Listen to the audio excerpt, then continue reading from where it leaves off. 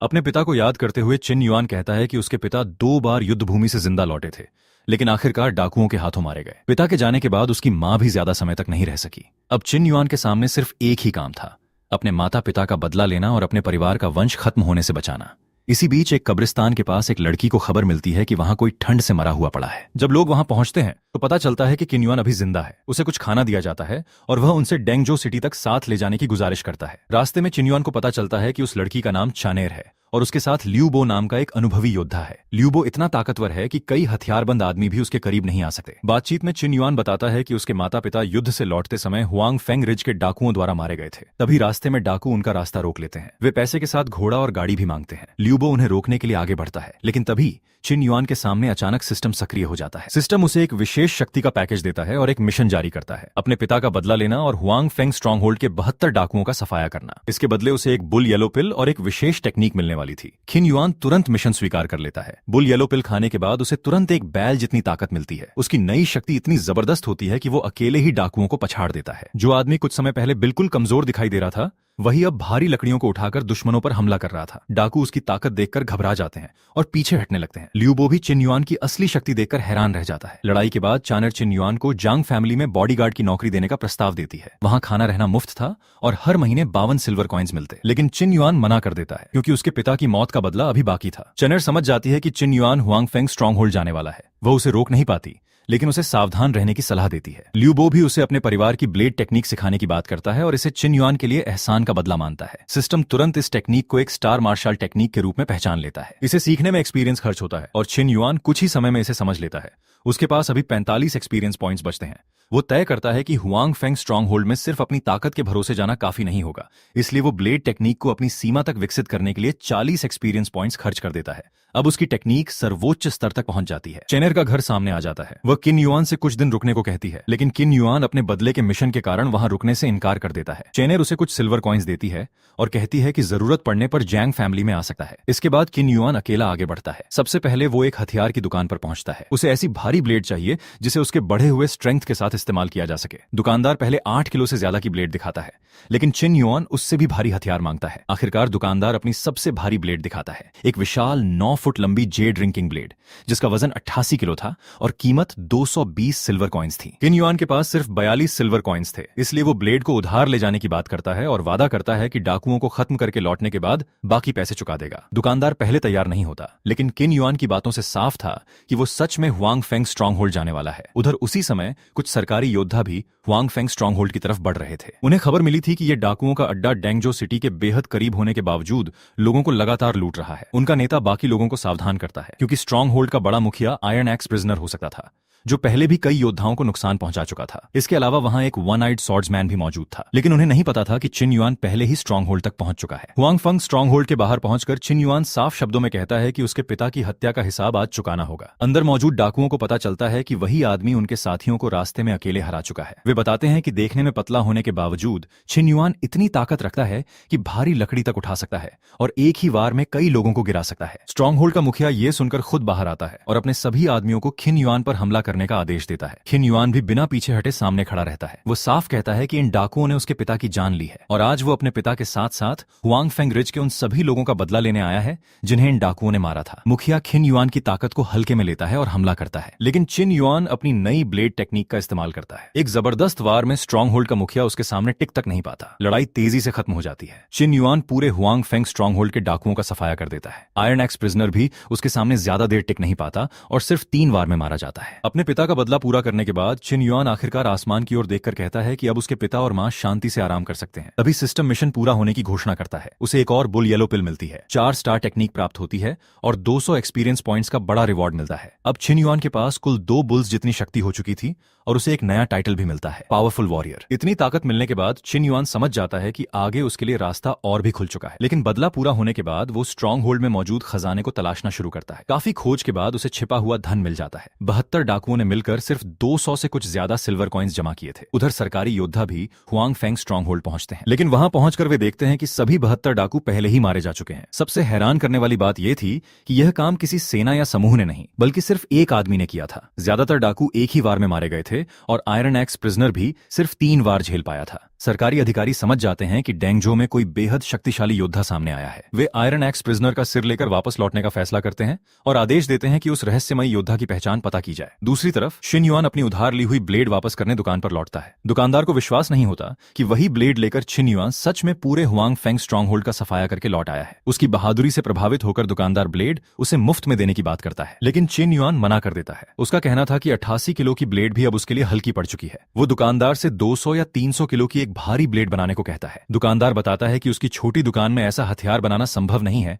और उसे जांग फैमिली के बड़े वेपन वर्कशॉप में जाना चाहिए। उसी समय सरकारी योद्धा भी अपने अधिकारी को बताते हैं कि हुआंग फेंग स्ट्रॉन्गहोल्ड पूरी तरह खत्म हो चुका है और इसे सिर्फ एक आदमी ने अकेले नष्ट किया है। यह सुनकर अधिकारी उस अज्ञात योद्धा की तलाश का आदेश देता है और आयरन एक्स प्रिजनर को मारने वाले व्यक्ति की सूचना देने वाले के लिए 1200 सिल्वर कॉइन्स का इनाम घोषित करता है। इधर चिन युआन को उसकी बढ़ी हुई शक्ति के कारण लगातार भूख लगने लगती है। वो एक रेस्टोरेंट में बैठकर खाना खाता है, लेकिन उसकी भूख इतनी ज्यादा होती है कि उसे बार बार खाना मंगवाना पड़ता है। तभी सिस्टम फिर सक्रिय होता है। उसकी विशेष टेक्निक एक और स्तर ऊपर पहुंचती है और उसे 3 बुल्स जितनी ताकत प्राप्त हो जाती है। चिन युआन को समझ आता है कि अब खाना खाते समय भी उसकी शक्ति बढ़ रही है। तभी लियू बो वहां पहुंच जाता है। यह जांग फैमिली का रेस्टोरेंट था, इसलिए लियू बो चिन युआन को आराम से खाने के लिए कहता है। लियू बो चिन युआन के पास इतने पैसे देखकर हैरान होता है और मजाक में पूछता है कि कहीं वो सच में डाकू बनकर तो नहीं लौटा। चिन युआन बस इतना बताता है कि उसने एक दिन में कई 100 सिल्वर कॉइन्स कमा लिए हैं।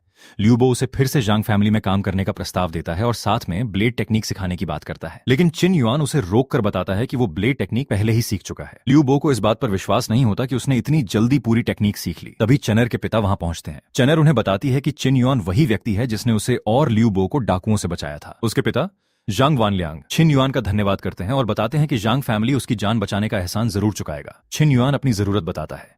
उसे 200 से 300 किलो की एक भारी वेपन चाहिए। जांग वानलियांग बताता है कि जांग फैमिली का वेपन वर्कशॉप ही वो जगह है जिसकी चिन युआन को तलाश थी, लेकिन वहां वेपन बनवाने की भी जरूरत नहीं पड़ेगी क्योंकि उनके ट्रेजर वॉल्ट में परिवार की एक पुरानी विरासत मौजूद है। 300 किलो से भी ज्यादा वजन वाली एक भारी हैल्बर्ड। ये सुनते ही चिन युआन की दिलचस्पी बढ़ जाती है। जांग वानलियांग उसे वो हैवी हैल्बर्ड दिखाने के लिए अपने साथ चल पड़ता है। जांग वानलियांग चिन युआन को अपने परिवार की 100 साल पुरानी विरासत दिखाता है। ये भारी हैल्बर्ड इतने ज्यादा वजन की थी कि अब तक कोई भी इसे ठीक से इस्तेमाल नहीं कर पाया था, लेकिन चिन युआन जैसे ही इसे हाथ में लेता है वो 300 किलो से ज्यादा वजन वाली हैल्बर्ड को बेहद आसानी से घुमाने लगता है। ये देखकर जांग वानलियांग और वहां मौजूद लोग हैरान रह जाते हैं। इसका नाम ओवरलॉर्ड हैल्बर्ड था, जिसका वजन 320 किलो था। इसे बेहद खास कोल्ड आयरन से बनाया गया था और इसकी बनावट एक प्राचीन महान योद्धा के भारी हथियार के वजन के अनुसार तैयार की गई थी। इसमें दोनों तरफ अतिरिक्त क्रेसेंट ब्लेड्स भी लगी थीं। चिन युआन को यह वेपन बिल्कुल सही लगता है क्योंकि उसने चानेर की जान बचाई थी। जांग वानलियांग वो हालबर्ड उसे उपहार में दे देता है। चिन युआन भी इस एहसान को स्वीकार करते हुए कहता है कि वो इसे याद रखेगा। उसी रात किन युआन को जांग फैमिली में रुकने के लिए कहा जाता है। बातचीत के दौरान लियू बो को एहसास होता है कि किन युआन ने उसकी ब्लेड टेक्निक को सच में पूरी तरह सीख लिया है। यहाँ तक कि लियू बो के पिता भी कभी इस स्तर तक नहीं पहुंच पाए थे। किन युआन बताता है कि उसने बस टेक्निक को दूसरों से थोड़ा जल्दी सीख लिया। तभी उन्हें एक महत्वपूर्ण खबर मिलती है। सरकारी कार्यालय ने एक घोषणा जारी की थी कि किसी एक व्यक्ति ने अकेले हुआंग फेंग स्ट्रॉन्गहोल्ड पर हमला करके आयरन एक्स प्रिजनर और 72 से ज्यादा डाकुओं को मार दिया है। उस व्यक्ति को 1200 सिल्वर कॉइन्स का इनाम दिया जाना था। चेनर तुरंत समझ जाती है कि वो व्यक्ति चिन युआन ही है। चिन युआन भी बात छिपाता नहीं। वो बताता है कि उन डाकुओं ने उसके पिता को मारा था, इसलिए वो बदला लेने गया था। जांग फैमिली इस बात को सुनकर खुश होती है क्योंकि चिन युआन ने सिर्फ अपना बदला नहीं लिया था बल्कि लोगों के लिए भी बड़ा खतरा खत्म कर दिया था। लेकिन तभी जांग फैमिली में एक नई परेशानी आ जाती है। चेनर के पिता को खबर मिलती है कि जिया फैमिली का बड़ा बेटा फिर से शादी का प्रस्ताव लेकर आया है और इस बार वो 12 बक्सों में दहेज का सामान भी लेकर पहुंच चुका है। जांग वानलियांग चेनर को अंदर जाने के लिए कहता है क्योंकि वो जिया फैमिली दबाव को संभालना चाहता था। असल परेशानी ये थी कि जिया फैमिली सरकारी ताकत के सहारे इस रिश्ते को जबरदस्ती आगे बढ़ा रही थी। स्थिति को संभालने के लिए जांग वानलियांग चिन युआन से एक सीधा सवाल करता है, क्या वो चेनेर से शादी करने के लिए तैयार है? अगर चिन युआन और चेनेर एक दूसरे को स्वीकार करते हैं तो जांग वानलियांग जिया फैमिली के सामने साफ तौर पर कह सकता था कि चेनेर पहले ही विवाहित है। चिन युआन इस प्रस्ताव को स्वीकार कर लेता है। कुछ ही देर बाद जिया फैमिली के लोग दहेज लेकर पहुंचते हैं, लेकिन उन्हें जवाब मिलता है कि चेनेर पहले ही अपना पति चुन चुकी है और उन्हें दहेज वापस ले जाना होगा। जिया फैमिली का आदमी चिन युआन का मजाक उड़ाता है और पूछता है कि आखिर एक गरीब युवक चेनेर से शादी करने के लायक कैसे हो सकता है। तब चिन युआन खुद सामने आकर अपना परिचय देता है और साफ कहता है कि वो चेनेर का पति है। जिया फैमिली का युवक उसे धमकाने लगता है। वो अपने रिश्तेदार और वांग मैनर के एक शक्तिशाली अधिकारी का नाम लेकर चिन युआन को डराने की कोशिश करता है, लेकिन चिन युआन बिल्कुल नहीं डरता। वह उसे चेतावनी देता है कि अगर उसे बात समझ नहीं आती तो जांग फैमिली से बाहर चला जाए। जांग वानलियांग भी अपनी बेटी के पति को धमकी दिए जाते नहीं देखता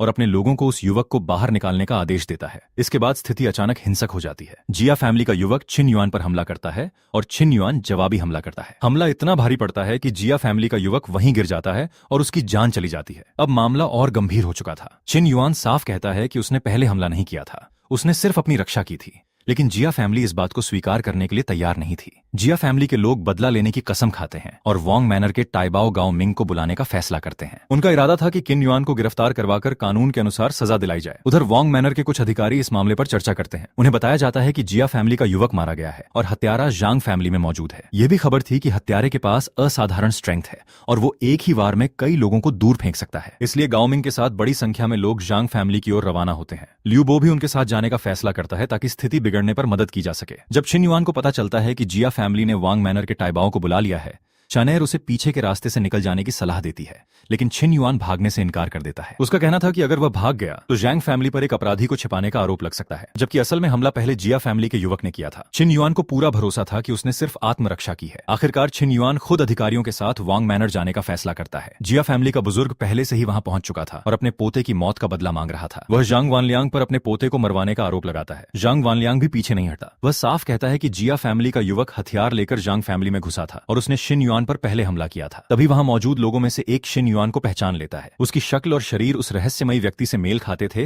जिसने हुआंग फेंग स्ट्रॉन्ग होल्ड को अकेले खत्म किया था। अब सभी की नजर छिन युआन पर टिक जाती है। वांग मैनर के अधिकारी छिन युआन से पूछते हैं कि क्या उसने मार्शल आर्ट सीखी है। छिन युआन का जवाब बेहद सीधा था। उसने हुआंग फेंग स्ट्रॉन्ग होल्ड के 72 डाकुओं को अकेले मार गिराया है। इससे वहां मौजूद लोग उसकी असली ताकत को समझ जाते हैं। उसी समय उसे बताया जाता है कि वांग मैनर के लॉर्ड भी उसकी तलाश कर रहे थे। हालांकि जिया फैमिली के युवक की मौत का मामला भी जांचना जरूरी था। जमीन पर पड़ी छोटी ब्लेड और वहां मौजूद गवाह साफ बता रहे थे कि हमला पहले जिया फैमिली के युवक ने किया था। अंततः छिन युआन खुद उनके साथ जाने के लिए तैयार हो जाता है। जांग फैमिली में चानेर अपने पिता से छिन युआन को लेकर चिंता जताती है, लेकिन जांग वानलियांग उसे समझाता है कि बड़ा ताइबाओ छिन युआन को नुकसान पहुंचाने के इरादे से नहीं आया लगता। फिर भी वो कहता है कि अगर छिन युआन को कुछ हुआ तो वो अपनी पूरी संपत्ति तक बेचकर उसे वापस लाएगा। दूसरी तरफ छिन युआन को वांग मैनर के लॉर्ड के सामने पेश किया जाता है। लॉर्ड सीधे उससे पूछते हैं कि क्या वही व्यक्ति है जिसने अकेले हुआंग फेंग स्ट्रॉन्ग होल्ड के 72 डाकुओं का सफाया किया था। छिन युआन अपना परिचय देता है और पुष्टि करता है कि वही उस घटना के पीछे था। लॉर्ड उसकी कम उम्र देखकर हैरान होते हैं और पूछते हैं कि उसने ये सब कैसे किया। छिन युआन बताता है कि उसके शरीर में बचपन से ही असाधारण स्ट्रेंथ थी और हाल ही में उसने एक ब्लेड टेक्निक भी सीखी थी। इसके बाद जिया फैमिली के युवक की मौत की पूरी जांच सामने रखी जाती है। जांच से साबित होता है कि जिया फैमिली के युवक ने पहले हथियार लेकर जांग फैमिली में घुसकर छिन युआन पर हमला किया था। इसलिए छिन युआन की कार्रवाई सेल्फ डिफेंस मानी जाती है और उसे निर्दोष घोषित कर दिया जाता है। लेकिन मामला यहीं खत्म नहीं होता। लॉर्ड छिन युआन की ताकत को खुद देखना चाहते थे, इसलिए वो उसे मार्शल ट्रेनिंग ग्राउंड में लेकर जाते हैं। वहां छिन युआन को वही 88 किलो वाली हैवी ब्लेड दिखाई जाती है जिसे उसने हुआंग फेंग स्ट्रॉन्ग होल्ड पर इस्तेमाल किया था। लॉर्ड ने खास तौर पर उसे छिन युआन के लिए वापस खरीदवाया था, लेकिन अब छिन युआन के हाथों में वो भारी ब्लेड भी इतनी आसानी से घूम रही थी जैसे उसका वजन लगभग कुछ हो ही नहीं। लॉर्ड छिन युआन की ताकत देखकर बेहद प्रभावित होते हैं। वो अपनी खुद की हैवी क्लब मंगवाते हैं और छिन युआन से मुकाबला करने के लिए तैयार हो जाते हैं। लॉर्ड बताते हैं कि उन्होंने कई दशकों तक युद्ध भूमि में लड़ाई की है और छिन युआन को पूरी ताकत दिखानी होगी। छिन युआन भी सावधान होकर सामने खड़ा हो जाता है। फिर वह अपनी 4 star technique heavenly gang 36 axis की पहली फॉर्म इस्तेमाल करता है, हेड स्प्लिटिंग स्ट्राइक। छिन युआन का वार इतना तेज और शक्तिशाली होता है कि लॉर्ड समय रहते पूरी तरह पीछे नहीं हट पाते, लेकिन छिन युआन आखिरी पल में अपने वार को रोक लेता है। लॉर्ड इस टेक्निक से बेहद प्रभावित होते हैं। वो बताते हैं कि इस एक स्ट्राइक में जबरदस्त शक्ति है और छिन युआन अपने वार को पूरी तरह नियंत्रित भी कर सकता है। अब लॉर्ड को यकीन हो जाता है कि छिन युआन एक असाधारण वॉरियर है। वो छिन युआन से पूछते हैं कि क्या वो उन्हें अपना फॉस्टर फादर मानने के लिए तैयार है। उसी समय सिस्टम छिन युआन के सामने एक नया प्लॉट मिशन सक्रिय करता है, लॉर्ड को फॉस्टर फादर के रूप में स्वीकार करना। छिन युआन तुरंत उन्हें अपना फॉस्टर फादर स्वीकार कर लेता है। लॉर्ड खुशी से उसे अपना 13वां ताइबाओ घोषित कर देते हैं। वहां मौजूद बाकी ताइबाओ भी छिन युआन को अपना छोटा भाई मानकर स्वीकार करते हैं। इसके बाद लॉर्ड आदेश देते हैं कि ब्लैक गोल्ड चेन आर्मर और 9 फुट लंबी हैवी रिंग ब्लेड को जैंग फैमिली पहुंचाया जाए। अगली सुबह छिन युआन को आर्मी कैंप में बुलाया जाता है जहां लॉर्ड खुद उसे मिलिट्री पोजीशन देने वाले थे। छिन युआन अपने फॉस्टर फादर को धन्यवाद देता है, लेकिन वो पहले जैंग फैमिली लौटना चाहता है। उसे चिंता थी कि जैंग वानलियांग और चानेर उसकी खबर को लेकर परेशान हो रहे होंगे। लॉर्ड किन युआन की इस जिम्मेदारी और फिलियल ड्यूटी से प्रभावित होते हैं और उसे घर जाने की अनुमति दे देते हैं। किन युआन जांग फैमिली वापस पहुंचता है तो चैर और उसके पिता उसे सही सलामत देखकर राहत महसूस करते हैं। किन युआन बताता है कि लॉर्ड ने जांच के बाद उसे निर्दोष घोषित कर दिया है। इसके तुरंत बाद वांग मैनर के लोग जांग फैमिली में किन युआन का नया आर्मर और वेपन पहुंचाते हैं। वहां यह भी पता चलता है कि लॉर्ड ने छिन चिन युआन को अपना फॉस्टर सन बनाकर वांग मैनर का 13वां ताइबाओ नियुक्त कर दिया है। जांग वानलियांग बेहद खुश होता है। उसे भरोसा था कि उसने चिन युआन को अपना दामाद चुनकर सही फैसला किया था। अगले दिन चिन युआन आर्मी कैंप के लिए निकलता है। चनेर और जांग वानलियांग उसे सावधान रहने के लिए कहते हैं। आर्मी कैंप पहुंचने पर चिन युआन का स्वागत उसके नए बड़े भाई करते हैं। आज आर्मी कैंप में एक बड़ा मार्शल कंपटीशन होने वाला था और सभी सोल्जर्स चिन युआन की ताकत देखना चाहते थे। उसे बताया जाता है कि पहले और दूसरे बड़े भाई वहां मौजूद नहीं है क्योंकि वे लॉर्ड के आदेश पर एक दूसरे स्थान पर गए हुए हैं। इसी दौरान चानेर भी अपने पिता से आर्मी कैंप देखने की अनुमति मांगती है। जांग वानलियांग पहले मना करता है क्योंकि आर्मी कैंप एक महत्वपूर्ण मिलिट्री एरिया था, लेकिन चानेर सिर्फ दूर से देखने का वादा करती है। अंततः उसे साथ आने की अनुमति मिल जाती है। अचानक वहां एक खतरनाक घटना हो जाती है। एक तेज हमला चिन युआन के फॉस्टर फादर की ओर बढ़ता है। चिन युआन तुरंत आगे आता है और उसे रोकता है। उसकी ताकत देखकर सभी हैरान रह जाते हैं, लेकिन चिन युआन पीछे हटने के बजाय उस हमलावर को पकड़ने का फैसला करता है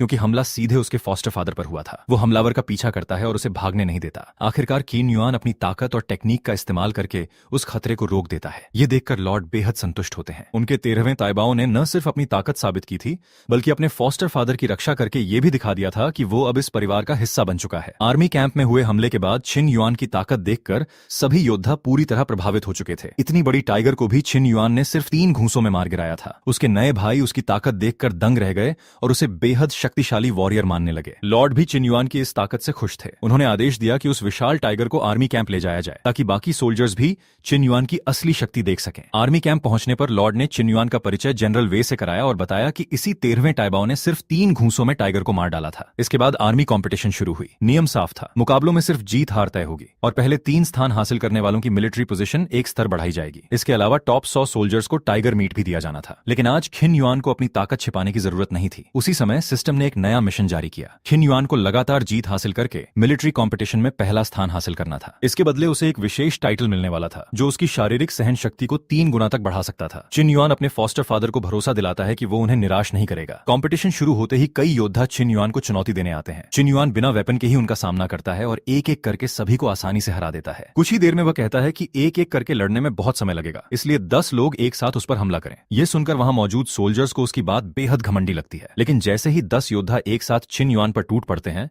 वह अपनी ताकत के सामने उन्हें ज्यादा देर टिकने नहीं देता। लॉर्ड उसकी क्षमता देखकर कहते हैं कि चिन युआन अकेले ही हजारों योद्धाओं के बराबर है। ऐसे वॉरियर को वो कभी बेकार नहीं जाने देंगे। इसके बाद एक अनुभवी जनरल चिन युआन को बिना वेपन के लड़ते देखकर कहता है कि इस तरह जीतना उसके लिए उचित नहीं होगा। वह चिन युआन को कोई वेपन चुनने के लिए कहता है। चिन युआन अपनी हैवी वेपन संभालता है और जनरल वे के साथ मुकाबला शुरू करता है। दोनों के बीच तेज संघर्ष होता है। चिन युआन अपनी ब्लेड टेक्निक का इस्तेमाल करता है और जनरल वे उसकी टेक्निक की ताकत देखकर तुरंत मुकाबला रोक देते हैं। जनरल वे अपनी हार स्वीकार कर लेते हैं। अब वहां चिन युआन को चुनौती देने वाला कोई और नहीं बचता। लॉर्ड घोषणा करते हैं कि आज की मिलिट्री कंपटीशन का पहला स्थान चिन युआन ने हासिल कर लिया है। चनेर और जांग वानलियांग भी यह खबर सुनकर बेहद खुश होते हैं कि चिन युआन ने कंपटीशन में पहला स्थान प्राप्त किया है। अब सवाल था कि चिन युआन को कौन सी मिलिट्री पोजीशन दी जाए। लॉर्ड बताते हैं कि 9th बटालियन के कमांडर का पद खाली है। इस पद के अंतर्गत 3000 सोल्जर्स आते थे, इसलिए यह चिन युआन के लिए बिल्कुल उपयुक्त था। लॉर्ड आदेश देते हैं कि चिन युआन को 9th बटालियन का कमांडर नियुक्त किया जाता है और अब वो 3000 सोल्जर्स की कमान संभालेगा। आगे युद्ध भूमि में अच्छा प्रदर्शन करने पर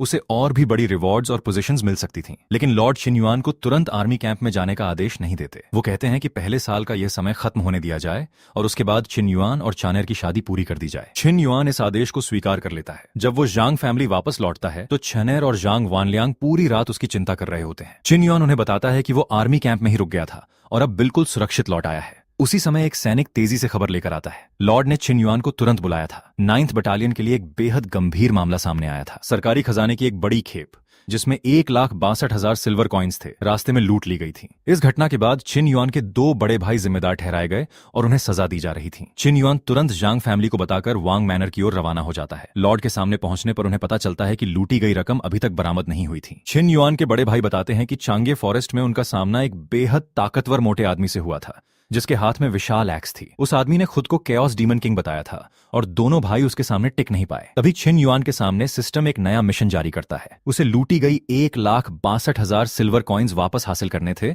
और इस पूरी लूट की सच्चाई सामने लानी थी। इसके बदले उसे 2 bull yellow pills, 1 4 star Overlord technique और 200 एक्सपीरियंस पॉइंट्स मिलने वाले थे। चिन युआन तुरंत कहता है कि वह 3 दिनों के भीतर पूरी रकम वापस लेकर आएगा। लॉर्ड उससे पूछते हैं कि क्या उसके पास कोई सुराग है। चिन युआन को पता था कि सरकारी खजाने को शानडोंग के चांगे फॉरेस्ट में लूटा गया था, वो बताता है कि इस इलाके में ग्रीन फॉरेस्ट का एक प्रमुख व्यक्ति यू जुंडा है। ऊपर से वो ज्वेलरी का कारोबार करता है, लेकिन गुप्त रूप से उसके पास सैकड़ों हॉर्समैन हैं। चिन युआन का मानना था कि अगर उसने खुद लूट नहीं की तब भी इस घटना का संबंध उससे जरूर होगा। लॉर्ड चिन युआन को इस मामले की जिम्मेदारी सौंप देते हैं। उसके दोनों बड़े भाई भी इस मिशन में चिन युआन के साथ जाने की इच्छा जताते हैं ताकि पिछली गलती का प्रायश्चित कर सकें। लॉर्ड उन्हें साथ जाने की अनुमति देते हैं और चिन युआन को 9th बटालियन का कमांड टोकन सौंपते हैं। इसके जरिए वो 3000 सोल्जर्स को आदेश दे सकता था और इस पूरे अभियान में सभी लोग उसी की कमांड मानेंगे। चिन युआन अपने दोनों भाइयों की तरफ से लॉर्ड के सामने बोलने के लिए उनका धन्यवाद स्वीकार करता है, लेकिन उन्हें याद दिलाता है कि वे अब एक ही परिवार के भाई हैं। वह आदेश देता है कि सुबह होने से पहले शंडोंग पहुंचना जरूरी है, इसलिए भारी सामान छोड़कर तेज गति से आगे बढ़ा जाए। उधर चेंगे फॉरेस्ट में यू फैमिली के ठिकाने पर हालात कुछ और ही थे। वहां एक आदमी अपने 3 एक्स स्ट्राइक्स का अभ्यास कर रहा था। उसे अपने अगले वार का नाम तक याद नहीं आ रहा था। तभी उसे खबर मिलती है कि गवर्नमेंट ने लूट की जांच शुरू कर दी है। उसे कुछ दिनों तक बाहर निकलने से मना किया जाता है, लेकिन वो चिन युआन की ताकत को ज्यादा गंभीरता से नहीं लेता। उसका मानना था कि अगर पहले आए 2 टाइबाओ उसके सामने एक एक्स स्ट्राइक में गिर गए थे तो नया 13वां टाइबाओ भी ज्यादा कुछ नहीं कर पाएगा। लेकिन उसे यह नहीं पता था कि चिन युआन वही व्यक्ति है जिसने टाइगर को 3 घूंसों में मार गिराया था और पूरे डेंगझो आर्मी कैंप में किसी से हार नहीं माना था। इसी बीच किन युआन और उसके भाई चांगे फॉरेस्ट के उस स्थान तक पहुंच जाते हैं जहां सरकारी रकम लूटी गई थी। पास ही यू फैमिली का मैनर भी था। किन युआन पहले वहीं जांच करने का फैसला करता है। जब वे अंदर पहुंचते हैं तो उन्हें लगता है कि वहां कोई मौजूद है। अंदर से खर्राटों की आवाज तक सुनाई दे रही थी। किन युआन आगे बढ़ता है और वहां मौजूद व्यक्ति को पकड़ लेता है।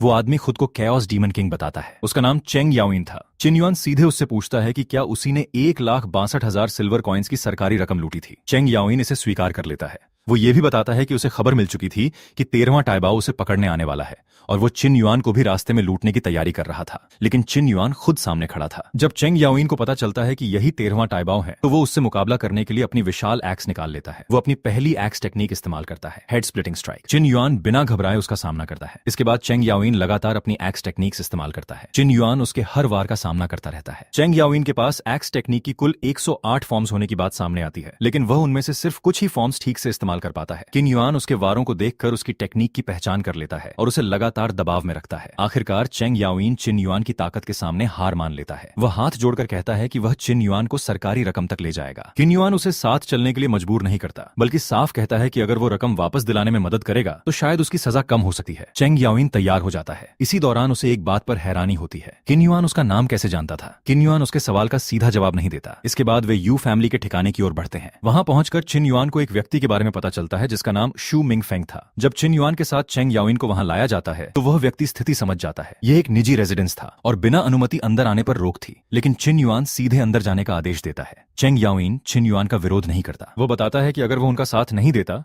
तो उसकी मां भी इस मामले में फंस सकती थी। इसके बाद असली जगह का पता चलता है। लूटी गई पूरी सरकारी रकम अभी तक खर्च नहीं की गई थी। 1,62,000 सिल्वर कॉइन्स यू फैमिली के पीछे वाले गार्डन में बने अंडरग्राउंड स्टोरेज में छिपाए गए थे। चिन युआन अपने लोगों को वहां खोजने का आदेश देता है। कुछ ही देर में पूरी रकम बरामद हो जाती है। एक भी सिल्वर कॉइन कम नहीं था। चिन युआन घोषणा करता है कि सरकारी खजाना लूटना गंभीर अपराध है और अब सभी आरोपियों को डेंगझो वापस ले जाया जाएगा, जहां लॉर्ड खुद उनका फैसला करेंगे। चेंग याओइन डरकर पूछता है कि क्या रकम वापस मिलने के बाद भी वह जिंदा रहेगा। किन युआन साफ कहता है कि आगे उसका व्यवहार तय करेगा कि उसके साथ क्या किया जाएगा। इसके बाद पूरी टीम डेंगझो वापस लौटने के लिए रवाना हो जाती है, लेकिन रास्ते में अचानक चिन युआन को खतरे का एहसास होता है। उसके बड़े भाई उसे सावधान करते हैं। सामने कुछ लोग शू मैनर के मालिक को छुड़ाने की कोशिश कर रहे थे। वे स्थिति को बिगाड़कर पहाड़ों में अपना अलग ठिकाना बनाने की बात कर रहे थे। चिन युआन उन्हें समझाता है कि वे बहुत बड़ी गलती कर रहे हैं, लेकिन सामने वाले पीछे हटने को तैयार नहीं होते। किन युआन उन्हें आखिरी चेतावनी देता है कि अगर अभी रास्ते से हट गए तो उनकी जान बच सकती है, लेकिन अगर उन्होंने एक कदम और आगे बढ़ाया तो वह उन्हें रोकने के लिए अपनी पूरी ताकत इस्तेमाल करेगा। और अब किन युआन के सामने एक नई लड़ाई शुरू होने वाली थी। किन युआन के सामने लूट का मामला सुलझने के बाद भी रास्ते में नई परेशानी खड़ी हो जाती है। कुछ लोग कैदी क्यू मिंग फेंग को छुड़ाने के लिए हमला कर देते हैं। किन युआन के दूसरे बड़े भाई को एक युवा योद्धा की जबरदस्त ताकत दिखाई देती है। उसकी उम्र कम होने के बावजूद वो अकेले हजारों लोगों का सामना करने जितना शक्तिशाली लग रहा था। तभी उन्हें पता चलता है कि जिस कैदी को बचाने की कोशिश हो रही है वो शू मिंग फेंग है। इसलिए किन युआन साफ कहता है कि उसे किसी भी हालत में नुकसान नहीं पहुंचना चाहिए। हमलावरों में से एक अपना परिचय शेनसी के रूप में देता है। वो बताता है कि वो एर्शियन मैनर से जुड़ा हुआ है और शंडोंग के ग्रीन फॉरेस्ट के कई लोगों को अच्छी तरह जानता है। वो ये भी स्पष्ट करता है कि वहां मौजूद कई लोग सिर्फ अपराधी नहीं बल्कि ग्रीन फॉरेस्ट के प्रभावशाली लोग हैं। लेकिन शिन युआन पहले ही उन्हें कई बार चेतावनी दे चुका था। उसका कहना था कि गवर्नमेंट प्रिजनर को छुड़ाना बेहद गंभीर अपराध है और इसकी सजा मौत हो सकती है। शेन से भी इस बात की पुष्टि करता है कि प्रिजनर रॉबरी के अपराध में मृत्युदंड दिया जाता है। इसलिए किन युआन अब उन्हें और मौका देने के पक्ष में नहीं था। हालांकि हमला करने वाले लोग जल्द ही वहां से भाग जाते हैं। किन युआन उनका पीछा नहीं करता क्योंकि उसके लिए सबसे जरूरी था कि लूटी गई सरकारी रकम और कैदी को को सुरक्षित देंगझो वापस ले जाया जाए। हमलावरों में मौजूद शाओ वेनली छिन युआन के सामने अपनी हार स्वीकार करता है और बताता है कि वो जल्दबाजी में शू मिंगफेंग को बचाने के लिए आगे आया था। इसके बाद छिन युआन उसे समझाता है कि शू मिंगफेंग ने 1,62,000 सिल्वर कॉइन्स की सरकारी रकम चुराई थी। इतनी बड़ी रकम की चोरी का अपराध गंभीर था, लेकिन शू मिंगफेंग खुद कहता है कि उसने जो किया उसकी जिम्मेदारी वही लेगा। उधर चेंग याओइन भी समझ चुका था कि उसकी स्थिति खराब है। उसे डर था कि अब उसका सिर काट दिया जाएगा। वह अपने दोस्त ही शियांग से अपनी मां की देखभाल करने की गुजारिश करता है। तभी शिन युआन के सामने एक व्यक्ति शेंग याओइन के लिए दया की अपील करता है। वह बताता है कि शेंग याओइन बचपन से उसका दोस्त है। वह भले ही गलत रास्ते पर चला गया हो, लेकिन उसका दिल बुरा नहीं है। किन युआन जवाब देता है कि अंतिम फैसला उसका नहीं होगा। सभी आरोपियों को डेंगझो ले जाया जाएगा और वहां लॉर्ड खुद फैसला करेंगे। फिर भी किन युआन यह भरोसा देता है कि चेंग याओइन ने सरकारी रकम वापस खोजने में मदद की है और इस बात को वो लॉर्ड के सामने जरूर बताएगा। इसके बाद पूरी टीम सरकारी रकम और आरोपियों को लेकर डेंगझो वापस पहुंचती है। वांग मैनर में पहुंचकर छिन युआन लॉर्ड को रिपोर्ट देता है कि 1,62,000 सिल्वर कॉइन्स की पूरी रकम वापस मिल चुकी है और एक भी कॉइन कम नहीं है। लॉर्ड छिन युआन की सफलता से बेहद खुश होते हैं। वो कहते हैं कि छिन युआन ने बहुत बड़ा काम किया है और वो एम्परर के सामने उसकी उपलब्धि का उल्लेख करके उसे रिवॉर्ड दिलाने की कोशिश करेंगे। छिन युआन अकेले रिवॉर्ड लेने से इनकार करता है। वो अपने दोनों बड़े भाइयों के योगदान का भी जिक्र करता है और उनके लिए भी रिवॉर्ड की मांग करता है। लॉर्ड याद दिलाते हैं कि सरकारी रकम खोना उनके लिए गंभीर गलती थी और इसकी सजा मौत तक हो सकती थी, लेकिन छिन युआन की वजह से उनका अपराध और उपलब्धि बराबर मानी जाती है। उन्हें रकम की जिम्मेदारी पूरी करने के बाद आराम करने के लिए भेज दिया जाता है। इसके बाद लॉर्ड की नजर चेंग याओइन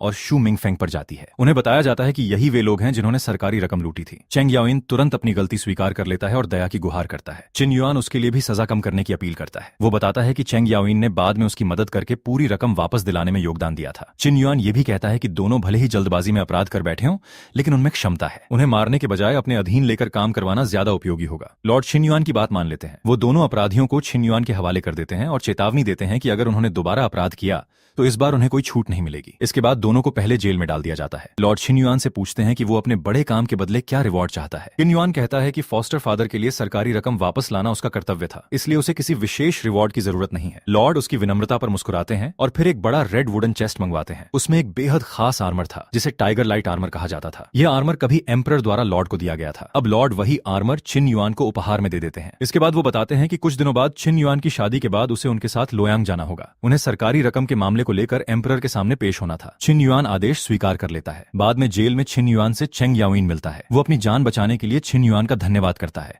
और कहता है कि अगर छिन युआन ने उसके लिए बात नहीं की होती तो उसकी जान जा सकती थी। लेकिन छिन युआन उसे याद दिलाता है कि मौत की सजा से बच जाना इसका मतलब ये नहीं कि अब कोई सजा नहीं मिलेगी। वो दोनों से पूछता है कि क्या वे पूरी जिंदगी जेल में रहना चाहते हैं या उसके साथ आर्मी में शामिल होकर अपने अपराधों का प्रायश्चित करना चाहते हैं। चेंग याओइन तुरंत छिन युआन के अधीन आने के लिए तैयार हो जाता है। वह वादा करता है कि आगे चाहे कितनी भी कठिन परिस्थिति आए वह छिन युआन के आदेश का पालन करेगा। दूसरा व्यक्ति भी यही फैसला करता है और कहता है कि छिन युआन जहां आदेश देगा उसकी एक्स वहीं चलेगी। छिन युआन उन्हें बताता है कि अगले दिन उनकी जेल से रिहाई की व्यवस्था करेगा और शुरुआत में दोनों उसके पर्सनल गार्ड्स के रूप में काम करेंगे।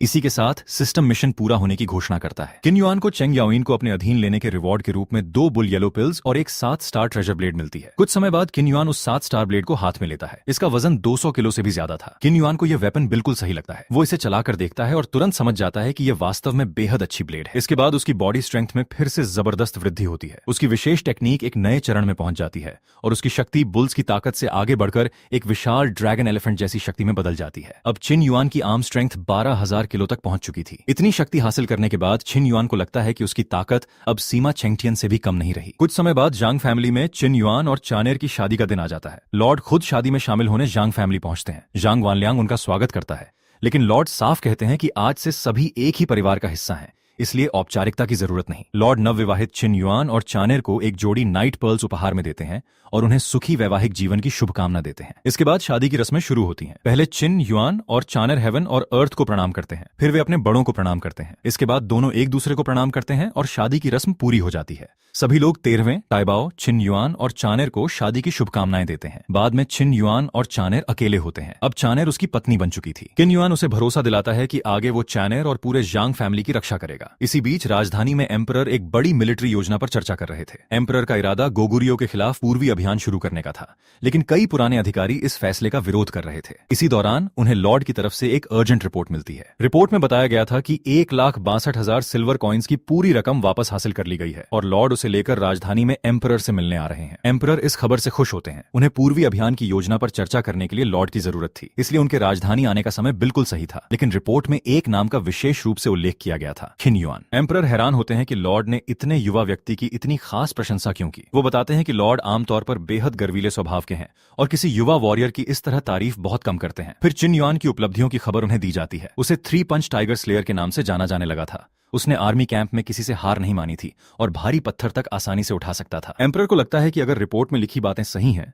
तो किन युआन की मार्शियल स्ट्रेंथ उनके सबसे शक्तिशाली जनरल सीमा चेंगटियन के बराबर हो सकती है। इसलिए एम्परर तुरंत आदेश देते हैं कि लॉर्ड जब राजधानी आए तो किन युआन को भी अपने साथ लेकर आएं। एम्परर खुद अपनी आंखों से देखना चाहते थे कि किन युआन वास्तव में कितना शक्तिशाली है। अगले दिन लॉर्ड चिन युआन को अकेले बुलाते हैं। वो चिन युआन को खुशखबरी देते हैं कि एम्परर ने सरकारी रकम लेकर राजधानी आने की अनुमति दे दी है। लेकिन इससे भी बड़ी बात यह थी कि एम्परर ने खुद चिन युआन को मिलने के लिए बुलाया था। चिन युआन को अगले दिन सुबह लॉर्ड के साथ लोयांग के लिए निकलना था। वो अपने फॉस्टर फादर को धन्यवाद देता है और भरोसा दिलाता है कि वो उनकी उम्मीदों पर खरा उतरेगा। लॉर्ड उसे आदेश देते हैं कि जाने से पहले चैनर से ठीक से विदा ले लें। खिन युआन जंग फैमिली वापस आता है। जंग वानलियांग के लिए यह बहुत गर्व की बात थी कि उसका दामाद अब एम्परर से मिलने राजधानी जा रहा था। लेकिन चैनर अभी अभी शादी के बाद खिन युआन के साथ समय बिताना शुरू ही कर पाई थी और अब उसे फिर से लंबे सफर पर जाना था। खिन युआन उसे भरोसा देता है कि सरकारी काम पूरा करके वो जल्द वापस लौट आएगा। चैनर उसे सावधान रहने और जल्दी वापस आने के लिए कहती है। रवाना होने से पहले चिन युआन के एक और बड़े भाई की पत्नी भी उससे मिलती है। वह पिछली शादी में शामिल न हो पाने के लिए माफी मांगती है और बताती है कि इस बार वह भी आर्मी के साथ लोयांग जा रही है। वह चिन युआन से रास्ते में अपने साथ आने वाले दोनों लोगों का ध्यान रखने का अनुरोध करती है। चिन युआन हैरान होकर पूछता है कि आखिर वे दोनों इस यात्रा में क्यों शामिल हो रहे हैं। लॉर्ड की ओर देखते हुए वो जानना चाहता है कि उनके साथ आने की असली वजह क्या है। और अब लोयांग की इस यात्रा में चिन युआन के सामने एक नया अध्याय शुरू होने वाला था। चिन युआन ने चेंग याओइन और उसके साथियों को अपने पर्सनल गार्ड्स के रूप में शामिल कर लिया था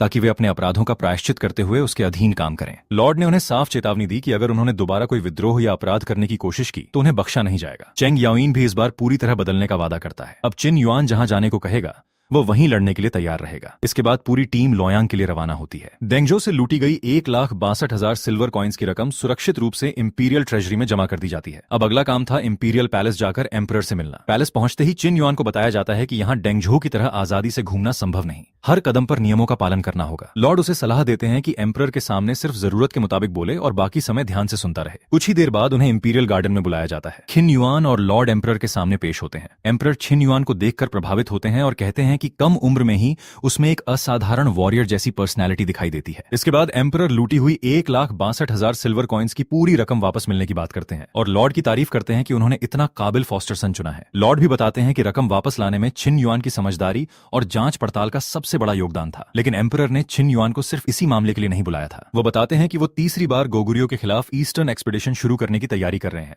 लॉर्ड इस योजना को लेकर सावधान रहने की सलाह देते हैं। उनका कहना था कि युद्ध की फ्रंट बहुत लंबी होगी और इसका सबसे ज्यादा नुकसान आम लोगों को उठाना पड़ेगा। इसके अलावा इंपीरियल ट्रेजरी पर भी भारी दबाव पड़ेगा। एम्परर बताते हैं कि गोगुरियो ने लंबे समय से ट्रिब्यूट देना बंद कर रखा है और लगातार सीमा पर हमला कर रहा है। इसके अलावा वो नॉर्दर्न ट्राइब्स के साथ मिलकर भी सीमा के लोगों को परेशान कर रहा है। लॉर्ड मानते हैं कि गोगुरियो की नीयत खतरनाक है।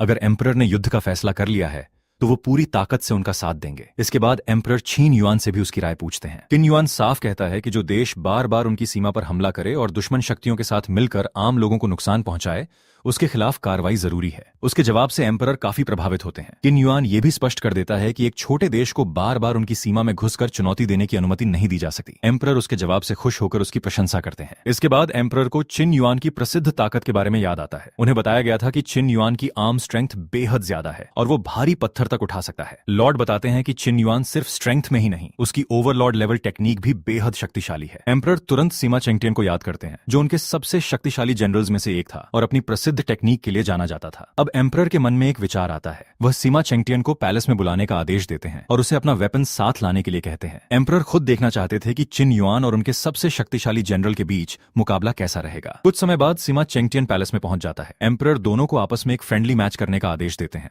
वो साफ कहते हैं कि मुकाबला सिर्फ क्षमता देखने के लिए होगा और दोनों को एक दूसरे को गंभीर चोट नहीं पहुंचानी चाहिए। सीमा चेंगटियन छिन युआन की कम उम्र देखकर थोड़ा चिंतित होता है। उसे डर था कि कहीं उसके भारी हमले से छिन युआन घायल न हो जाए। लेकिन छिन युआन के फॉस्टर फादर अपने बेटे की क्षमता पर पूरा भरोसा रखते हैं। एम्परर भी दोनों को शांत रहने के लिए कहते हैं। सीमा चेंगटियन छिन युआन को छोटा समझते हुए पहला वार करने का मौका देता है। छिन युआन बिना समय गंवाए अपनी टेक्निक की पहली फॉर्म इस्तेमाल करता है, हेड स्प्लिटिंग स्ट्राइक। उसका पहला वार ही सीमा चेंगटियन को पीछे हटने पर मजबूर कर देता है। पैलेस में मौजूद सभी लोग हैरान रह जाते हैं। एम्परर भी इस नतीजे से बेहद प्रभावित होते हैं क्योंकि छिन युआन पहली ही स्ट्राइक में सिमा चेंगटियन को पीछे धकेल चुका था। सिमा चेंगटियन मानता है कि उसने शुरुआत में खीन युआन को हल्के में लिया था और पूरी तैयारी नहीं की थी, लेकिन इसके बाद खीन युआन लगातार अपनी टेक्निक इस्तेमाल करता है और सिमा चेंगटियन को दबाव में डाल देता है। कुछ ही देर में सिमा चेंगटियन के पास पलटवार करने का मौका तक नहीं बचता। एम्परर समझ जाते हैं कि अगर मुकाबला जारी रहा तो दोनों गंभीर रूप से घायल हो सकते हैं। इसके अलावा कुछ ही दिनों में दूसरे देशों के एनवॉयज भी ट्रिब्यूट देने आने वाले थे और इंपीरियल कोर्ट को सिमा चेंगटियन की जरूरत पड़ने वाली थी, इसलिए एम्परर मुकाबला रुकवा देते हैं। मुकाबला खत्म होने के बाद सिमा चेंगटियन स्वीकार करता है कि चिन युआन के वार से उसे चोट लगी है, लेकिन वो साफ करता है कि इसमें चिन युआन की कोई गलती नहीं थी। एम्परर चिन युआन की क्षमता से पूरी तरह प्रभावित हो चुके थे। हालांकि कोर्ट के कुछ अधिकारी सवाल उठाते हैं कि चिन युआन अभी बहुत युवा है और उसके पास मिलिट्री अचीवमेंट्स भी कम है, इसलिए उसे इतनी बड़ी पोजीशन देना शायद सही नहीं होगा। एम्परर इस पर चिन युआन की पिछली उपलब्धि याद दिलाते हैं। आखिर 1,62,000 सिल्वर कॉइन्स जैसी बड़ी सरकारी रकम को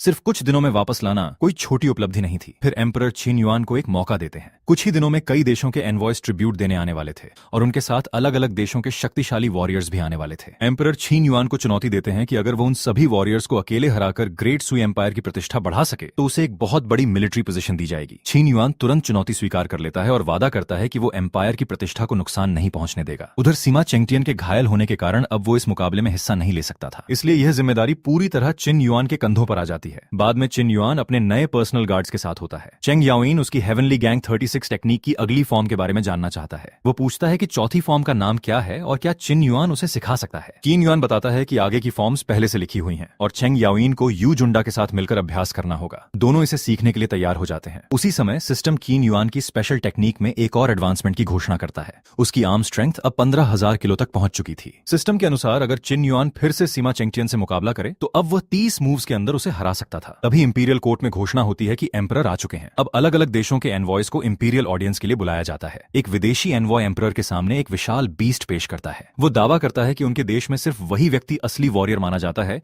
जो इस बीस्ट को वश में कर सके। जब केज खोला जाता है तो अंदर एक विशाल लायन दिखाई देता है। एम्परर उस बीस्ट को देखकर पूछते हैं कि क्या सिर्फ एक लायन को वे लोग इतना खास मानते हैं। फॉरेन एनवॉय जवाब में ग्रेट सुई एम्पायर को चुनौती देता है। उसका कहना था कि अगर ये एम्पायर इतना शक्तिशाली है तो यहाँ जरूर ऐसे वॉरियर्स होंगे जो इस लायन को नियंत्रित कर सकें। वो ये भी कहता है कि अगर ग्रेट सुई का कोई वॉरियर आगे नहीं आता तो उनके देश के वॉरियर्स खुद ये प्रदर्शन कर सकते हैं, क्योंकि सिमा चेंगटियन अभी पूरी तरह ठीक नहीं हुआ था। एम्परर शिन युआन को आगे आने के लिए कहते हैं। एम्परर उससे पूछते हैं कि जिसने 3 पंचेस में टाइगर को मार दिया था, क्या वो इस लायन का सामना करने की हिम्मत रखता है। किन युआन एम्परर का आदेश स्वीकार कर लेता है, लेकिन फॉरेन एनवॉय शिन युआन की कम उम्र देखकर उसका मजाक उड़ाता है। उसे लगता है कि इतनी कम उम्र का वॉरियर लायन का सामना करते हुए खुद ही उसका शिकार बन जाएगा। किन युआन पलटकर कहता है कि अगर उनके देश के वॉरियर्स इस बीस्ट को वश में कर सकते हैं तो पहले उनमें से कोई एक सबके सामने इसका प्रदर्शन करके दिखाए। इस चुनौती के बाद विदेशी वॉरियर्स पीछे हट जाते हैं। अब सभी की नजर किन युआन पर टिक जाती है। लायन अचानक किन युआन पर हमला करता है। किन युआन बिना पीछे हटे उसका सामना करता है। कुछ ही पलों में वो अपनी जबरदस्त स्ट्रेंथ से लायन को काबू कर लेता है। इंपीरियल कोर्ट में मौजूद लोग चिन युआन की इस ताकत से बेहद प्रभावित हो जाते हैं और उसे उसकी बहादुरी के लिए सराहते हैं। एम्परर भी फॉरेन एनवॉय के इस प्रदर्शन से नाराज हो जाते हैं। वो कहते हैं कि ग्रेट सुई एम्पायर की प्रतिष्ठा के सामने ऐसी हरकत बर्दाश्त नहीं की जाएगी। वो उस एनवॉय और उसके साथ आए वॉरियर्स को गिरफ्तार करने का आदेश देते हैं। हालांकि कोर्ट के कुछ लोग याद दिलाते हैं कि दोनों देशों के बीच संबंधों को देखते हुए एनवॉय को सीधे मारना उचित नहीं होगा। एम्परर उन्हें सिर्फ गिरफ्तार करने का आदेश देते हैं। इसके बाद एक और महत्वपूर्ण खबर आती है। गोगुरियो का एनवॉय पैलेस के बाहर एम्परर से मिलने की अनुमति मांग रहा था। उसे अंदर बुलाया जाता है। गोगुरियो का एनवॉय बताता है कि उनका किंग ग्रेट सुई एम्पायर को फिर से ट्रिब्यूट देना चाहता है और एम्परर से अनुरोध करता है कि युद्ध का विचार छोड़कर दोनों देशों के बीच पुराने संबंध बहाल किए जाएं। लेकिन एम्परर पुराने घटनाक्रम को याद करते हुए उससे पूछते हैं कि जब गोगुरियो ने वर्षों से ट्रिब्यूट देना बंद रखा और बार बार उनकी सीमा पर हमला किया तो अब अचानक डरकर शांति की बात क्यों हो रही है। गोगुरियो का एनवॉय जवाब देता है कि ग्रेट सुई पहले भी 2 बार युद्ध कर चुका है, लेकिन गोगुरियो को हरा नहीं पाया, इसलिए तीसरी एक्सपेडिशन में भी जीत की कोई गारंटी नहीं है। ये सुनकर एम्परर बेहद नाराज हो जाते हैं। वह उसके इस रवैये को बर्दाश्त नहीं करते और उसे कोर्ट से बाहर ले जाने का आदेश देते हैं। इसके बाद आखिरकार सभी देशों का मार्शल कॉम्पिटिशन शुरू होता है। एम्परर चिन युआन को ग्रेट सुई की प्रतिष्ठा बढ़ाने का आदेश देते हैं। चिन युआन पहला मुकाबला र्यूक्यू के वॉरियर के खिलाफ करता है। मुकाबला शुरू होते ही चिन युआन अपने विरोधी को हरा देता है। पहली जीत के बाद एक अलग अलग देशों के वॉरियर्स चिन युआन को चुनौती देते रहते हैं, लेकिन किसी के पास उसकी असली ताकत तक पहुंचने की क्षमता नहीं थी। चिन युआन लगातार जीतता चला जाता है। उसके साथ ही देखते हैं कि वो लगातार कई मुकाबले जीत चुका है, फिर भी अभी तक उसे अपनी पूरी ताकत इस्तेमाल करने की जरूरत नहीं पड़ी। आखिरकार मार्शल कॉम्पिटिशन समाप्त होती है। सभी देशों के वॉरियर्स को हराकर पहला स्थान चिन युआन हासिल करता है। एम्परर उसे अपने सामने बुलाते हैं। वो घोषणा करते हैं कि चिन युआन ने लगातार विदेशी वॉरियर्स को हराकर ग्रेट सुई एम्पायर की प्रतिष्ठा पूरी दुनिया के सामने बढ़ाई है। इस उपलब्धि के लिए एम्परर चिन युआन को एक बड़ी मिलिट्री रैंक देते हैं। अब वो पैलेस गार्ड जनरल के पद पर नियुक्त किया जाता है। इसके साथ उसे 1000 गोल्ड कॉइन्स, एक पूरा set purple gold, water fire armour, 1000 roll high grade silk और 10,000 सोल्जर्स की कमांड भी दी जाती है। छिन युआन एम्परर का धन्यवाद करता है। अब छिन युआन सिर्फ वांग मैनर का 13वां ताइबाओ नहीं रहा था, वह इंपीरियल कोर्ट द्वारा आधिकारिक रूप से एक शक्तिशाली जनरल भी नियुक्त हो चुका था। नए साल के महीने के आखिर में ग्रेट सुई की सेना गोगुरियो के खिलाफ ईस्टर्न एक्सपेडिशन पर निकलने वाली थी। एम्परर के कुछ सलाहकारों को इतनी जल्दी युद्ध शुरू करने पर चिंता थी। उनका कहना था कि गोगुरियो बहुत दूर है, युद्ध की सीमा हजारों किलोमीटर तक फैलेगी और इतनी लंबी एक्सपेडिशन के लिए फूड सप्लाईज और जनता की ताकत पर भारी दबाव पड़ेगा। लेकिन एम्परर गोगुरियो को सबक सिखाने के लिए पूरी तरह तैयार थे। चिन युआन भी इस अभियान के समर्थन में था। उसकी बात सुनकर एम्परर और ज्यादा प्रभावित हुए। तभी सिस्टम मिशन कंप्लीट की घोषणा करता है और चिन युआन को क्लाउड पियर्सिंग डिवाइन बो और गोल्डन सिल्क सॉफ्ट आर्मर का रिवॉर्ड मिलता है। चिन युआन अभी सिर्फ 17 साल का था, इसलिए जैंग फैमिली को चिंता थी कि इतनी कम उम्र में उसे युद्ध भूमि में भेजना शायद बहुत जल्दबाजी होगी। लेकिन उसके फॉस्टर फादर जानते थे कि छिन युआन की ताकत सामान्य लोगों से कहीं ज्यादा है। एम्परर के साथ युद्ध में जाने का मौका उसके लिए बड़ी उपलब्धि हासिल करने का रास्ता भी था। फिर भी लॉर्ड उसे चेतावनी देते हैं कि युद्ध कोई मार्शल कॉम्पिटिशन नहीं है, वहां दुश्मन को हराने के साथ अपनी जान बचाना भी जरूरी है। छिन युआन भरोसा देता है कि वो सावधानी रखेगा। अगले दिन वो अपने फॉस्टर फादर के साथ देंगजो लौटता है और आर्मी के आदेश का इंतजार करने लगता है। जांग फैमिली पहुंचने पर जांग वानलियांग छिन युआन की खबर सुनकर बेहद खुश होता है। उसे पता चलता है कि उसका दामाद अब सिर्फ 17 साल की उम्र में जनरल बन चुका है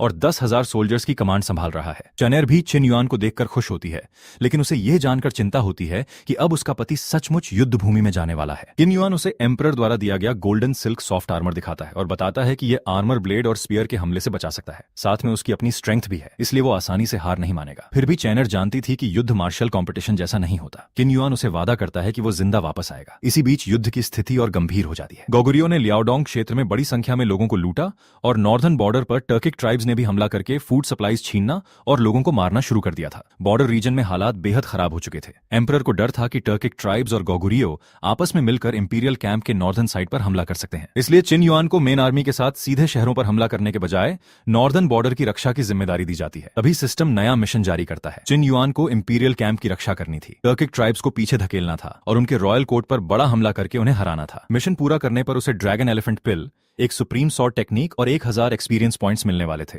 इसके अलावा उसे वुल्फ सीलिंग अचीवमेंट मिलने वाला था, जो किसी जनरल के लिए सर्वोच्च सम्मान में से एक माना जाता था। छिन युआन तुरंत मिशन स्वीकार कर लेता है। उसे बताया जाता है कि अगले दिन आर्मी रवाना होगी। रवानगी से पहले छिन युआन दूसरे जनरल से मिलता है। अब उसका नाम पूरे देश में प्रसिद्ध हो चुका था। फिर भी वो बाकी जनरल से कहता है कि युद्ध के दौरान उसे उनके अनुभव और सलाह की जरूरत पड़ेगी। इसी दौरान उसकी मुलाकात हेन युए से होती है, जो आर्मी के साथ नॉर्दर्न बॉर्डर की रक्षा करने वाली एक महिला वॉरियर थी। छिन युआन उसका सम्मान पूर्वक स्वागत करता है और दोनों एक दूसरे का परिचय लेते हैं। नॉर्दर्न बॉर्डर पहुंचते ही छिन युआन वहां की भयानक स्थिति देखता है। कई आम लोग भूख से बेहद कमजोर हो चुके थे। उन्हें बताया जाता है कि टर्किक रेडर्स बार बार सीमा पार करके फूड सप्लाईज लूट ले जाते हैं। एक बॉर्डर सोल्जर छिन युआन और लॉर्ड को रिपोर्ट करता है कि स्थानीय कमांडर पहले ही लड़ाई में मारा जा चुका है। टर्किश राइडर्स हर महीने सीमा में घुसकर अनाज लूट रहे थे और अब शहर में फूड सप्लाईज लगभग खत्म हो चुकी थीं। छिन युआन तुरंत आर्मी फूड स्टोर्स खोलने का आदेश देता है। वो सोल्जर्स को लोगों के लिए तुरंत पॉरेज तैयार करके बांटने को कहता है। साथ ही सेंट्रल गवर्नमेंट को संदेश भेजकर नई फूड सप्लाईज भेजने की मांग की जाती है। लॉर्ड बताते हैं कि बॉर्डर बहुत लंबा है और टर्किक कैवलरी बेहद तेज है। छोटे छोटे समूह अचानक हमला करते हैं, फूड सप्लाईज लूटते हैं और तुरंत भाग जाते हैं। इसलिए सिर्फ शहरों की रक्षा करके उन्हें रोकना लगभग असंभव था। लेकिन छिन युआन इससे सहमत नहीं होता। उसका कहना था कि उनकी सबसे बड़ी ताकत उनकी तेज कैवलरी है। अगर ग्रेट सुई आर्मी सिर्फ शहरों के अंदर बैठकर रक्षा करती रही तो वो कभी भी उनका पीछा नहीं कर पाएगी। छिन युआन की रणनीति साफ थी, सबसे अच्छा डिफेंस अटैक होगा। वह एक एलीट कैवलरी फोर्स लेकर बॉर्डर पर लगातार पेट्रोल करना चाहता था। जहां भी टर्किक राइडर्स दिखाई दें वहां तुरंत हमला किया जाए और उन्हें वापस भागने का मौका न दिया जाए। लॉर्ड उसकी योजना से प्रभावित होते हैं और पूछते हैं कि उसे कितने राइडर्स चाहिए। छिन युआन 10,000 कैवलरी की मांग करता है, लेकिन डेंगजो मेन कैंप में सिर्फ 8,000 एलीट कैवलरी मौजूद थे। लॉर्ड बिना झिझक उन सभी 8,000 कैवलरी को छिन युआन की कमांड में दे देते हैं। अब नॉर्दर्न बॉर्डर की सुरक्षा की जिम्मेदारी पूरी तरह छिन युआन के हाथ में थी। छिन युआन 8,000 कैवलरी कैंप पहुंचता है। सभी सोल्जर्स उसके सामने उपस्थित होते हैं। छिन युआन उन्हें बताता है कि अब वे सिर्फ एक आर्मी नहीं बल्कि एक ऐसा फोर्स है जो एक दूसरे के साथ जीवन और मृत्यु तक खड़ा रहेगा। उसका लक्ष्य सिर्फ दुश्मन को हराना नहीं था, बल्कि बॉर्डर के लोगों की रक्षा करते हुए बड़ी मिलिट्री अचीवमेंट हासिल करना भी था। लॉर्ड अपने बेटे की लीडरशिप देखकर संतुष्ट होते हैं। उन्हें पहले डर था कि इतनी कम उम्र का जनरल इतने सोल्जर्स को कैसे कमांड करेगा, लेकिन अब उन्हें एहसास हो चुका था कि छिन युआन की रेपुटेशन ही सोल्जर्स को उसके प्रति सम्मान करने के लिए काफी थी। तभी एक स्काउट तेजी से खबर लेकर आता है। टर्किक कैवलरी हुआंगशुई विलेज में घुसकर लोगों को मार रही थी और उनका फूड छीन रही थी।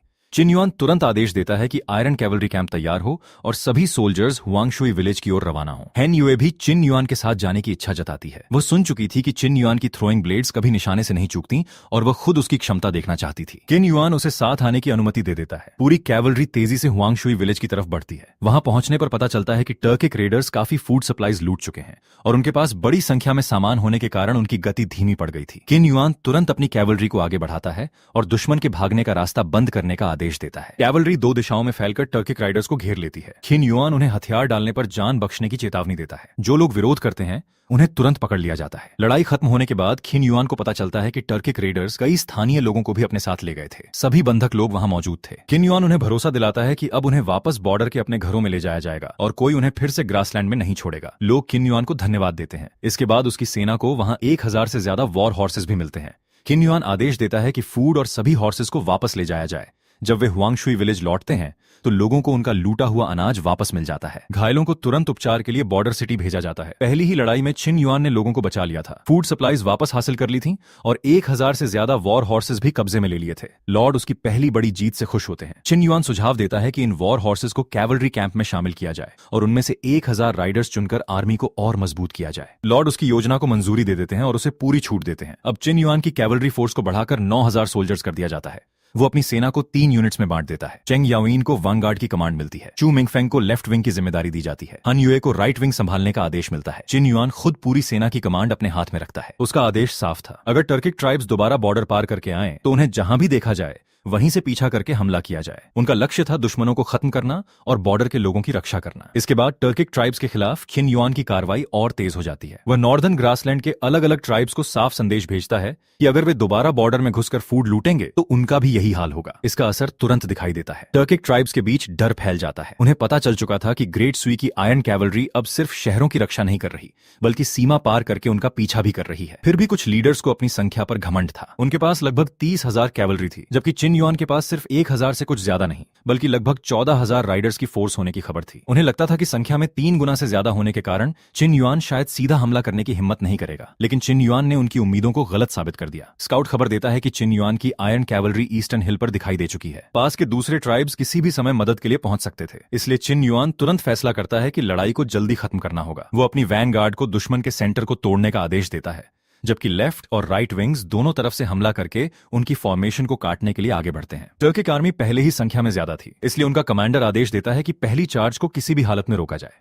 लेकिन छिन युआन की कैवलरी इतनी तेजी से हमला करती है कि दुश्मन की पहली लाइन ही टूटने लगती है। कुछ ही देर में टर्किक फॉर्मेशन में भारी अफरा तफरी मच जाती है। छिन युआन खुद लड़ाई में उतरता है और उसके आने के बाद दुश्मन की स्थिति और खराब हो जाती है। टर्किक सोल्जर्स एक के बाद एक पीछे हटने लगते हैं। उनका कमांडर समझ जाता है कि अब उनकी फ्रंट लाइन पूरी तरह टूट चुकी है। किन युआन की सेना दुश्मन को बुरी तरह हरा देती है और टर्किक कैवलरी को पीछे हटना पड़ता है। लेकिन किन युआन अचानक पीछा रोकने का आदेश देता है। उसके साथी हैरान होकर पूछते हैं कि इतनी बड़ी जीत के बाद वो आगे क्यों नहीं बढ़ रहा। चिन युआन बताता है कि अब वे नॉर्दर्न ग्रासलैंड के अंदरूनी इलाके में पहुंच चुके हैं। यहाँ उनकी आर्मी को वाटर सोर्सेज और रोड्स की सही जानकारी नहीं है। अगर वे बिना तैयारी के आगे बढ़ें तो दुश्मन उन्हें घेर कर एम्बुश कर सकता है। अगर उन्हें वास्तव में टर्किक रॉयल कोर्ट तक पहुंचना है तो पहले उन्हें ऐसा गाइड ढूंढना होगा जो पूरे ग्रासलैंड को अच्छी तरह जानता हो। इधर टर्किक साइड पर भी हालात बेहद खराब हो चुके थे। उनका एक बड़ा लीडर परेशान होकर खबर सुनता है कि उनकी 30,000 कैवलरी को सिर्फ चिन युआन की आर्मी ने बुरी तरह हरा दिया है। जब उसे बताया जाता है कि चिन युआन के पास लगभग 14,000 राइडर्स थे और उसने पहले ही कई ट्राइब्स को लगातार हरा दिया है, तो वो समझ जाता है कि ग्रेट सुई की आयरन कैवलरी को अब हल्के में लेना भारी गलती होगी। नॉर्दर्न ग्रासलैंड के कई ट्राइब्स चिन युआन की लगातार जीत देखकर पहले ही अपना फाइटिंग स्पिरिट खो चुके थे। लेकिन ये हार टर्किक लीडर्स को पीछे हटाने के बजाय एक और बड़ी तैयारी की ओर ले जाती है। वो अपने लोगों को तुरंत नई आर्मी जुटाने का आदेश देता है। अब चिन युआन के सामने सिर्फ बॉर्डर रेड्स रोकने की चुनौती नहीं थी, उसका अगला लक्ष्य टर्किक रॉयल कोर्ट तक पहुंचने का रास्ता खोजना था। टर्किश खान को चिन युआन और उसकी आयरन कैवलरी से इतनी बड़ी हार मिल चुकी थी कि अब वो चिन युआन को किसी भी कीमत पर ग्रासलैंड में ही खत्म करना चाहता था। सिर्फ 14,000 कैवलरी के साथ चिन युआन ने सामने से 30,000 सैनिकों को हरा दिया था। इस जीत के बाद नॉर्दर्न ग्रासलैंड के लगभग सभी ट्राइब्स में उसका नाम सुनते ही डर फैल गया था। लॉर्ड तुरंत इस जीत की खबर एम्परर तक पहुंचाने का आदेश देते हैं। 800 मील की अर्जेंट रिपोर्ट तैयार की जाती है और आदेश दिया जाता है कि इसे सीधे एम्परर के हाथों में पहुंचाया जाए। ताकि चिन युआन के लिए मिलिट्री अचीवमेंट की मांग की जा सके। उधर इंपीरियल फ्रंट पर हालात बिल्कुल अलग थे। ईस्टर्न एक्सपेडिशन को आधा महीना हो चुका था, लेकिन लियाओडोंग सिटी अभी तक नहीं गिरा था। इस दौरान सुई आर्मी को 50,000 से ज्यादा कैजुअल्टीज हो चुकी थी। एम्परर इस प्रदर्शन से बेहद नाराज थे। उन्हें बताया जाता है कि लियाओडोंग सिटी की डिफेंसेस बहुत मजबूत हैं और वहां के सोल्जर्स पहले से पूरी तैयारी करके बैठे हैं। एम्परर को याद था कि सिमा चेंगटियन ने दावा किया था कि वो सिर्फ 3 दिनों में सिटी को तोड़ देगा, लेकिन आधा महीना गुजरने के बाद भी सिटी की डिफेंस में कोई बड़ी कमी नहीं आई थी। तभी चिन युआन की नॉर्दर्न बॉर्डर से आई अर्जेंट रिपोर्ट एम्परर के सामने पहुंचती है। रिपोर्ट में बताया जाता है कि चिन युआन ने 14,000 वुल्फ कैवलरी लेकर ग्रासलैंड में गहराई तक हमला किया और लगातार कई टर्किक ट्राइब्स को हराया। इसके बाद उसने सीधे 30,000 सोल्जर्स की सेना को भी हरा दिया। एम्परर ये सुनकर हैरान रह जाते हैं। वो देखते हैं कि चिन युआन उम्र में सीमा चेंगटियन से भी छोटा है, लेकिन कम सोल्जर्स के साथ इतनी बड़ी जीत हासिल कर रहा है। एम्परर चिन युआन की नॉर्दर्न बॉर्डर की रक्षा करने और लोगों को बचाने की उपलब्धि की प्रशंसा करते हैं। वो मानते हैं कि इस जीत से ग्रेट सुई की मिलिट्री रेपुटेशन काफी बढ़ी है। इसके बाद एम्परर आदेश देते हैं कि चिन युआन को अतिरिक्त 6,000 वॉर हॉर्सेस दिए जाएं, ताकि वो अपनी कैवलरी को और मजबूत कर सके और नॉर्दर्न ट्राइब्स पर दबाव बनाए रखे। लेकिन उसी समय एक और गंभीर खबर आती है। लेकिन चिन युआन के लिए असली खतरा था कि टर्किच की 20 लाख की सेना ने यानमेन पास की ओर बढ़ना शुरू कर दिया था। अगर यानमेन पास गिर जाता तो ईस्टर्न एक्सपेडिशन की मेन आर्मी का पीछे हटने का रास्ता और फूड सप्लाई लाइन दोनों कट सकते थे। कुछ अधिकारी एम्परर को सलाह देते हैं कि आर्मी को तुरंत पीछे हटना चाहिए ताकि पूरी सेना बचाई जा सके, लेकिन एम्परर पीछे हटने को अपनी प्रतिष्ठा के खिलाफ मानते हैं। सलाह दी जाती है कि टर्किक से पीस ट्रीटी कर लेना या रिट्रीट करना ही सबसे सुरक्षित रास्ता होगा, लेकिन एम्परर साफ कहते हैं कि वो इस तरह झुकना नहीं चाहते। नॉर्दर्न बॉर्डर में चिन युआन अपने फॉस्टर फादर के पास लौटता है। लॉर्ड उसकी पिछली जीत की तारीफ करते हैं। चिन युआन बताता है कि उसने टर्किक कैंप से 5,000 से ज्यादा कैटल और शीप भी कब्जे में लिए हैं और उन्हें सोल्जर्स के लिए भेजने की तैयारी कर रहा था, लेकिन लॉर्ड उसे बताता है कि अभी इससे ज्यादा गंभीर समस्या सामने है। टर्किच कमांडर ने अपनी 20 लाख की मैन आर्मी लेकर यानमेन पास की ओर कूच कर दिया था। अगर एम्परर रिट्रीट नहीं करते तो ग्रेट सुई आर्मी को टर्किच के सामने पीस की बात करनी पड़ सकती थी। चिन युआन तुरंत इस समस्या का समाधान सुझाता है। उसका कहना था कि जब टर्किच की मैन आर्मी और उनका खान यानमेन पास की तरफ चले गए हैं, तब उनका रॉयल कोर्ट लगभग खाली होगा। इसलिए चिन युआन 14,000 वुल्फ कैवलरी लेकर सीधे टर्किक रॉयल कोर्ट पर हमला करेगा। अगर वो रॉयल कोर्ट पर कब्जा कर लेता है तो टर्किक खान को अपनी मेन आर्मी लेकर वापस लौटना पड़ेगा। इस तरह यानमेन पास पर दबाव कम किया जा सकता था। लॉर्ड समझते हैं कि यह योजना बहुत जोखिम भरी है। अगर टर्किक मेन आर्मी वापस लौटती है और चिन युआन की कैवलरी को ग्रासलैंड में घेर लेती है तो उसके पास बचने का रास्ता नहीं होगा। लेकिन चिन युआन कहता है कि अगर वो ये जोखिम नहीं लेता तो एम्परर को अपनी पूरी आर्मी लेकर पीछे हटना पड़ेगा। आखिरकार लॉर्ड उसकी योजना को मंजूरी दे देते हैं, लेकिन वो सिर्फ एक बात कहते हैं, चिन युआन को जिंदा वापस लौटना होगा। चिन युआन भरोसा देता है कि वो अच्छी खबर लेकर लौटेगा। इसके बाद चिन युआन अपनी कैवलरी कैंप में लौटता है। उस रात सोल्जर्स के लिए सामान्य से कहीं बेहतर खाना तैयार करवाया जाता है। चेंग याओइन हैरान होकर पूछता है कि आज अचानक इतना अच्छा खाना क्यों दिया जा रहा है। चिन युआन उन्हें बताता है कि खाना अच्छी तरह खा लें, क्योंकि अगले दिन वे ग्रासलैंड में बहुत अंदर तक जाकर टर्किक रॉयल कोर्ट पर हमला करने वाले हैं। ये सुनकर सोल्जर्स समझ जाते हैं कि यह अभियान पहले से कहीं ज्यादा खतरनाक होगा। 14,000 कैवलरी का इतनी गहराई तक दुश्मन के इलाके में जाना लगभग मौत के मुंह में जाने जैसा था। लेकिन चेंग याओइन तुरंत कहता है कि चिन युआन जहां जाएगा वह भी वहीं जाएगा। चिन युआन ने उसकी जान बचाई थी, इसलिए वो इस लड़ाई में पीछे नहीं हटेगा। दूसरे साथी भी चिन युआन के साथ जाने का फैसला करते हैं। चिन युआन सभी सोल्जर्स को रात में भरपेट खाना खाने और आराम करने का आदेश देता है। सुबह होते ही पूरी आर्मी रवाना हो जाती है। यह मिशन बेहद खतरनाक था। उनके आगे कोई सहायता नहीं थी और पीछे कोई फूड सप्लाई रूट नहीं था। चिन युआन आदेश देता है कि कोई भी सोल्जर मिलिट्री फ्लैग से दूर नहीं जाएगा और सभी एक दूसरे के साथ बने रहेंगे। रवानगी से पहले लॉर्ड चिन युआन को फिर से सावधान करते हैं। चिन युआन वादा करता है कि वो जिंदा वापस आएगा। इसके बाद 14,000 वुल्फ कैवलरी ग्रासलैंड की गहराई में आगे बढ़ जाती है। उधर एम्परर को खबर मिलती है कि चिन युआन ने अपनी पूरी कैवलरी लेकर टर्किक टेरिटरी में प्रवेश कर लिया है और सीधे रॉयल कोर्ट पर हमला करने जा रहा है। एम्परर के अधिकारी हैरान रह जाते हैं। इतनी छोटी सेना का टर्किच के हार्टलैंड में घुसना उन्हें आत्मघाती कदम लगता है, लेकिन एम्परर समझ जाते हैं कि चिन युआन अपनी जान जोखिम में डालकर उनके लिए यानमेन पास की समस्या हल करने की कोशिश कर रहा है। वह तुरंत यानमेन पास पर सेना को मजबूती से रहने का आदेश देते हैं और चिन युआन की खबर का इंतजार करने लगते हैं। दूसरी तरफ ग्रासलैंड में चिन युआन को एक नई समस्या का सामना करना पड़ता है। रॉयल कोर्ट का रास्ता बहुत विशाल ग्रासलैंड से होकर गुजरता था और उनके पास कोई गाइड नहीं था। बिना रास्ते की जानकारी के इतनी बड़ी आर्मी के साथ आगे बढ़ना मुश्किल था। चिन युआन अपने साथ 100 कैवलरी लेकर एक स्थानीय चरवाहे की तलाश में निकलता है। वो साफ आदेश देता है कि किसी भी निर्दोष चरवाहे को नुकसान नहीं पहुंचाना है। आखिरकार उन्हें एक ऐसा व्यक्ति मिल जाता है जो रॉयल कोर्ट का रास्ता जानता था। वो बताता है कि नदी के साथ उत्तर की तरफ जाना होगा और 2 माउंटेन पास पार करने के बाद रॉयल कोर्ट पहुंचा जा सकता है। चिन युआन उस गाइड को अपने साथ चलने के लिए कहता है और उसकी सुरक्षा की जिम्मेदारी लेता है। पूरी वुल्फ कैवलरी फिर रॉयल कोर्ट की तरफ बढ़ जाती है। रास्ते में सोल्जर्स आपस में चिन युआन की चर्चा करते हैं। कई ट्राइब्स पहले ही उसके हाथों हार चुके थे और टर्किक लोग उसका नाम सुनकर डरने लगे थे। कुछ लोग तो अफवाह फैलाते थे कि चिन युआन दिखने में किसी भयानक डीमन जैसा है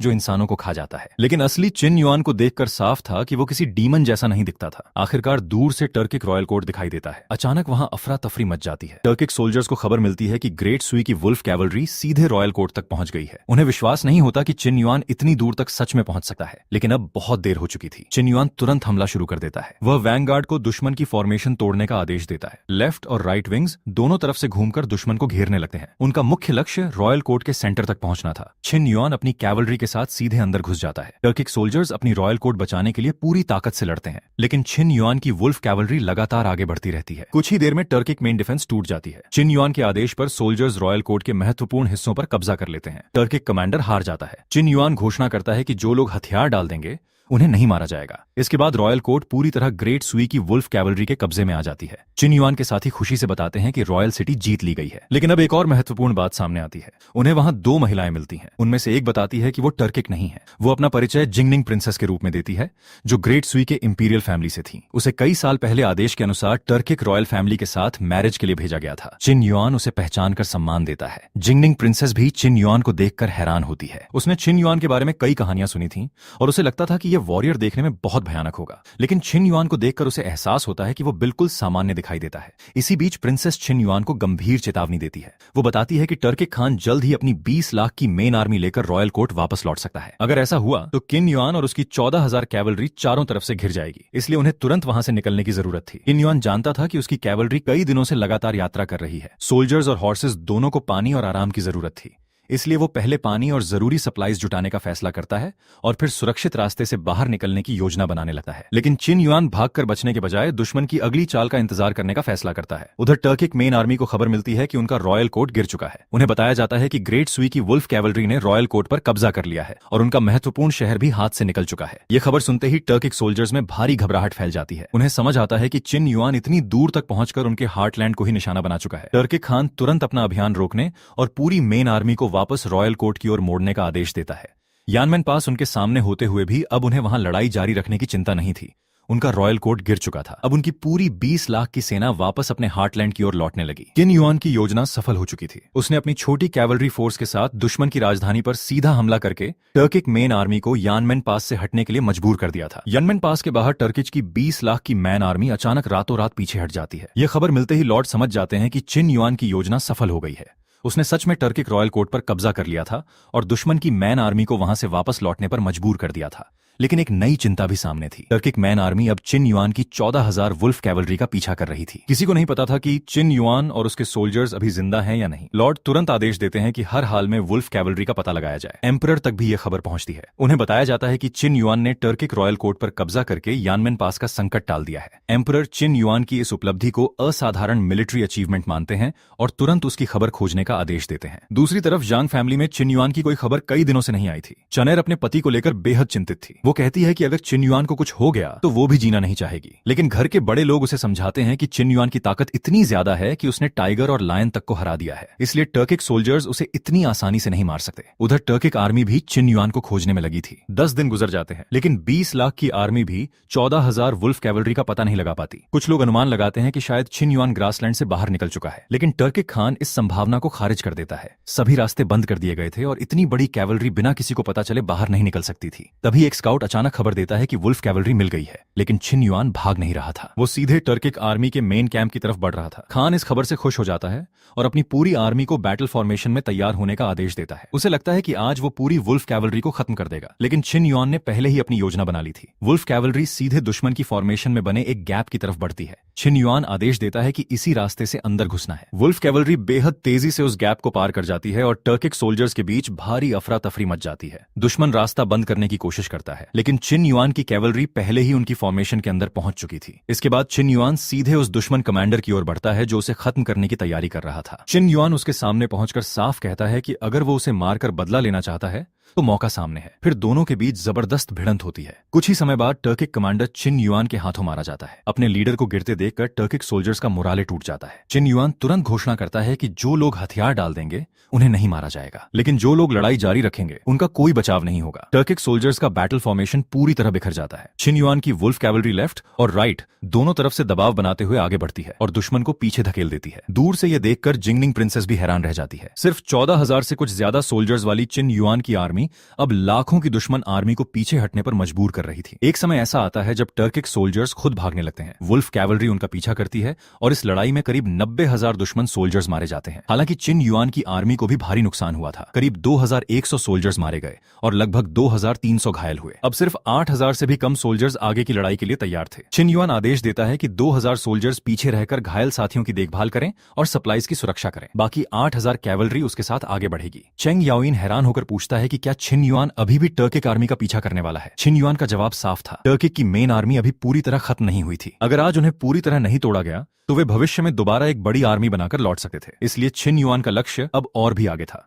वो चाहता था कि वुल्फ कैवलरी नॉर्दर्न ग्रासलैंड के सबसे दूर के हिस्से तक पहुंचे और टर्किक पावर का ऐसा निशान छोड़े जिसे लंबे समय तक याद रखा जाए। लेकिन इतनी दूर तक पहुंचने के लिए एक समस्या थी, उनके पास सही मैप नहीं था। अगर वे बिना जानकारी के ग्रासलैंड में और अंदर जाते तो रास्ता भटक सकते थे। तभी जिंगनिंग प्रिंसेस छिन युआन की मदद करती है। उसके पास पूरे नॉर्दर्न ग्रासलैंड का मैप था जिसमें महत्वपूर्ण माउंटेन्स और नॉर्दर्न रीजन के रास्ते चिन्हित थे। वो मैप छिन युआन को सौंप देती है। प्रिंसेस बताती है कि वो ग्रेट सुई से बहुत दूर इस इलाके में पीस के लिए भेजी गई थी। अगर छिन युआन की जीत से टर्किच कई वर्षों तक ग्रेट सुई की सीमा पर हमला करने से डरेंगे तो उसका उद्देश्य भी पूरा हो जाएगा। छिन युआन उसका आभार व्यक्त करता है और तुरंत अपने लोगों को लॉर्ड तक खबर पहुंचाने का आदेश देता है। मैसेज में बताया जाता है कि टर्किक खान मारा जा चुका है और उनकी 20 लाख की मेन आर्मी भी हार चुकी है। इसके बाद छिन युआन अपनी सेना को थोड़ी देर आराम करने का आदेश देता है। सिर्फ 2 घंटे के आराम के बाद उन्हें फिर नॉर्दर्न रीजन की तरफ आगे बढ़ना था। इधर ग्रेट सुई कैंप में अभी भी छिन युआन की कोई खबर नहीं थी। लॉर्ड को यह भी चिंता थी कि हन युए भी छिन युआन के साथ ग्रासलैंड में गहराई तक गई थी और उसका भी कोई पता नहीं था। तभी एक अर्जेंट बैटल रिपोर्ट पहुंचती है। रिपोर्ट पढ़ते ही लॉर्ड को पता चलता है कि छिन जिंदा है। उसने टर्किच खान को मार गिराया था और 14,000 वुल्फ कैवलरी के साथ 20 लाख की टर्किच आर्मी को बुरी तरह हरा दिया था। इस युद्ध में करीब 90,000 दुश्मन सोल्जर्स मारे गए थे। सबसे महत्वपूर्ण बात यह थी कि छिन युआन अभी भी नॉर्दर्न रीजन की तरफ आगे बढ़ रहा था और बची हुई टर्किच आर्मी का पीछा कर रहा था। लॉर्ड ये खबर सुनकर बेहद गर्व महसूस करते हैं। सिर्फ 14,000 कैवलरी के साथ 20 लाख की आर्मी को हराना ऐसा कारनामा था जो लंबे समय तक याद रखा जाना था। लॉर्ड खुद इंपीरियल कैंप जाने का फैसला करते हैं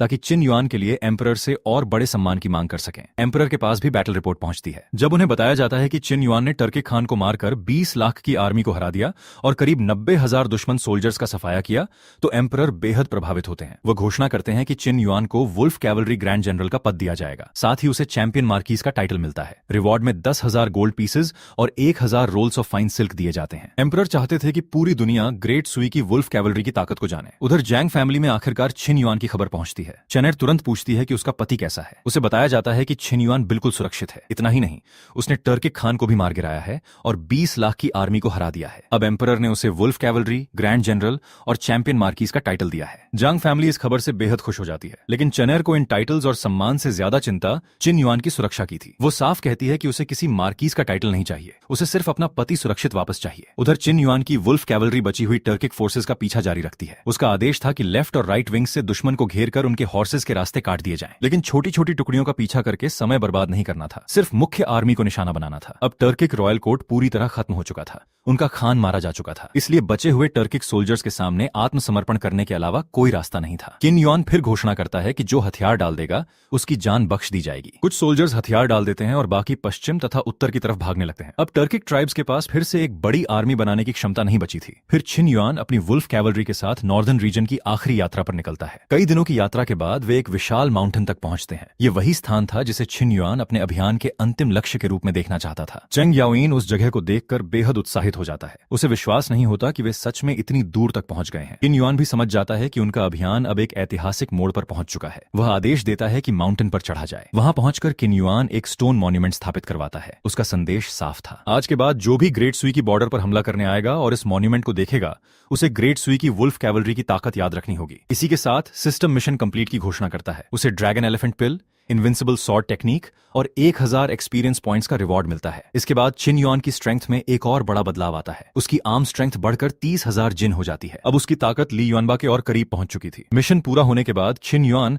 अपनी सेना को वापस लौटने का आदेश देता है। सभी सोल्जर्स लंबे अभियान से थक चुके थे और अब अपने घर ग्रेट सुई लौटना चाहते थे। पूरी आर्मी फिर कैंप छोड़कर बॉर्डर सिटी की ओर वापस रवाना हो जाती है। कुछ समय बाद छिन युआन अपनी सेना के साथ वापस पहुंचता है। लॉर्ड उसे देखकर राहत की सांस लेते हैं। वो छिन युआन से सिर्फ इतना कहते हैं कि उसका सुरक्षित वापस आना ही सबसे बड़ी बात है। इसी दौरान जिंगनिंग प्रिंसेस भी उनके सामने आती है। वो बताती है कि टर्किक रॉयल कोर्ट अब खत्म हो चुका है और वो चिन युआन के साथ ग्रेट सुई लौटना चाहती है। कई वर्षों तक दूर बॉर्डरलैंड में रहने के बाद अब वो अपने देश वापस जाना चाहती थी। लॉर्ड उसकी बात स्वीकार करते हैं। अब चिन युआन की लंबी नॉर्दर्न एक्सपेडिशन समाप्त हो चुकी थी। उसने टर्किक रॉयल कोर्ट को खत्म किया, खान को मार गिराया और दुश्मन की मेन आर्मी को पूरी तरह तोड़ दिया था। लेकिन ग्रेट सुई की आगे की लड़ाई अभी खत्म नहीं हुई थी। ग्रेट सुई कैंप में चिन युआन की शानदार जीत का जश्न मनाने के लिए बैंक्वेट रखा जाता है। सभी जनरल्स उसकी उपलब्धियों की प्रशंसा करते हैं। लॉर्ड बताते हैं कि किन युआन ने न सिर्फ टर्किक रॉयल कोर्ट पर कब्जा किया और 20 लाख की सेना को हराया, बल्कि इसके बाद भी नॉर्दर्न ग्रासलैंड में 3000 ली से ज्यादा अंदर तक जाकर बचे हुए टर्किक फोर्सेस को पूरी तरह तोड़ दिया और वुल्फ माउंटेन तक पहुंचकर वहां स्टोन मॉन्यूमेंट स्थापित किया। अब नॉर्दर्न ग्रासलैंड में टर्किश का कोई रॉयल कोर्ट नहीं बचा था। एम्परर चिन युआन के इस कारनामे से बेहद प्रसन्न थे। तभी इंपीरियल डिक्री लेकर अधिकारी पहुंचते हैं। चिन युआन को एम्परर का आधिकारिक सम्मान दिया जाता है। डिक्री में उसकी उपलब्धियां गिनाई जाती हैं। उसने टर्किक रॉयल कोर्ट पर कब्जा किया, यानमेन पास का संकट दूर किया, 20 लाख की टर्किक आर्मी को हराया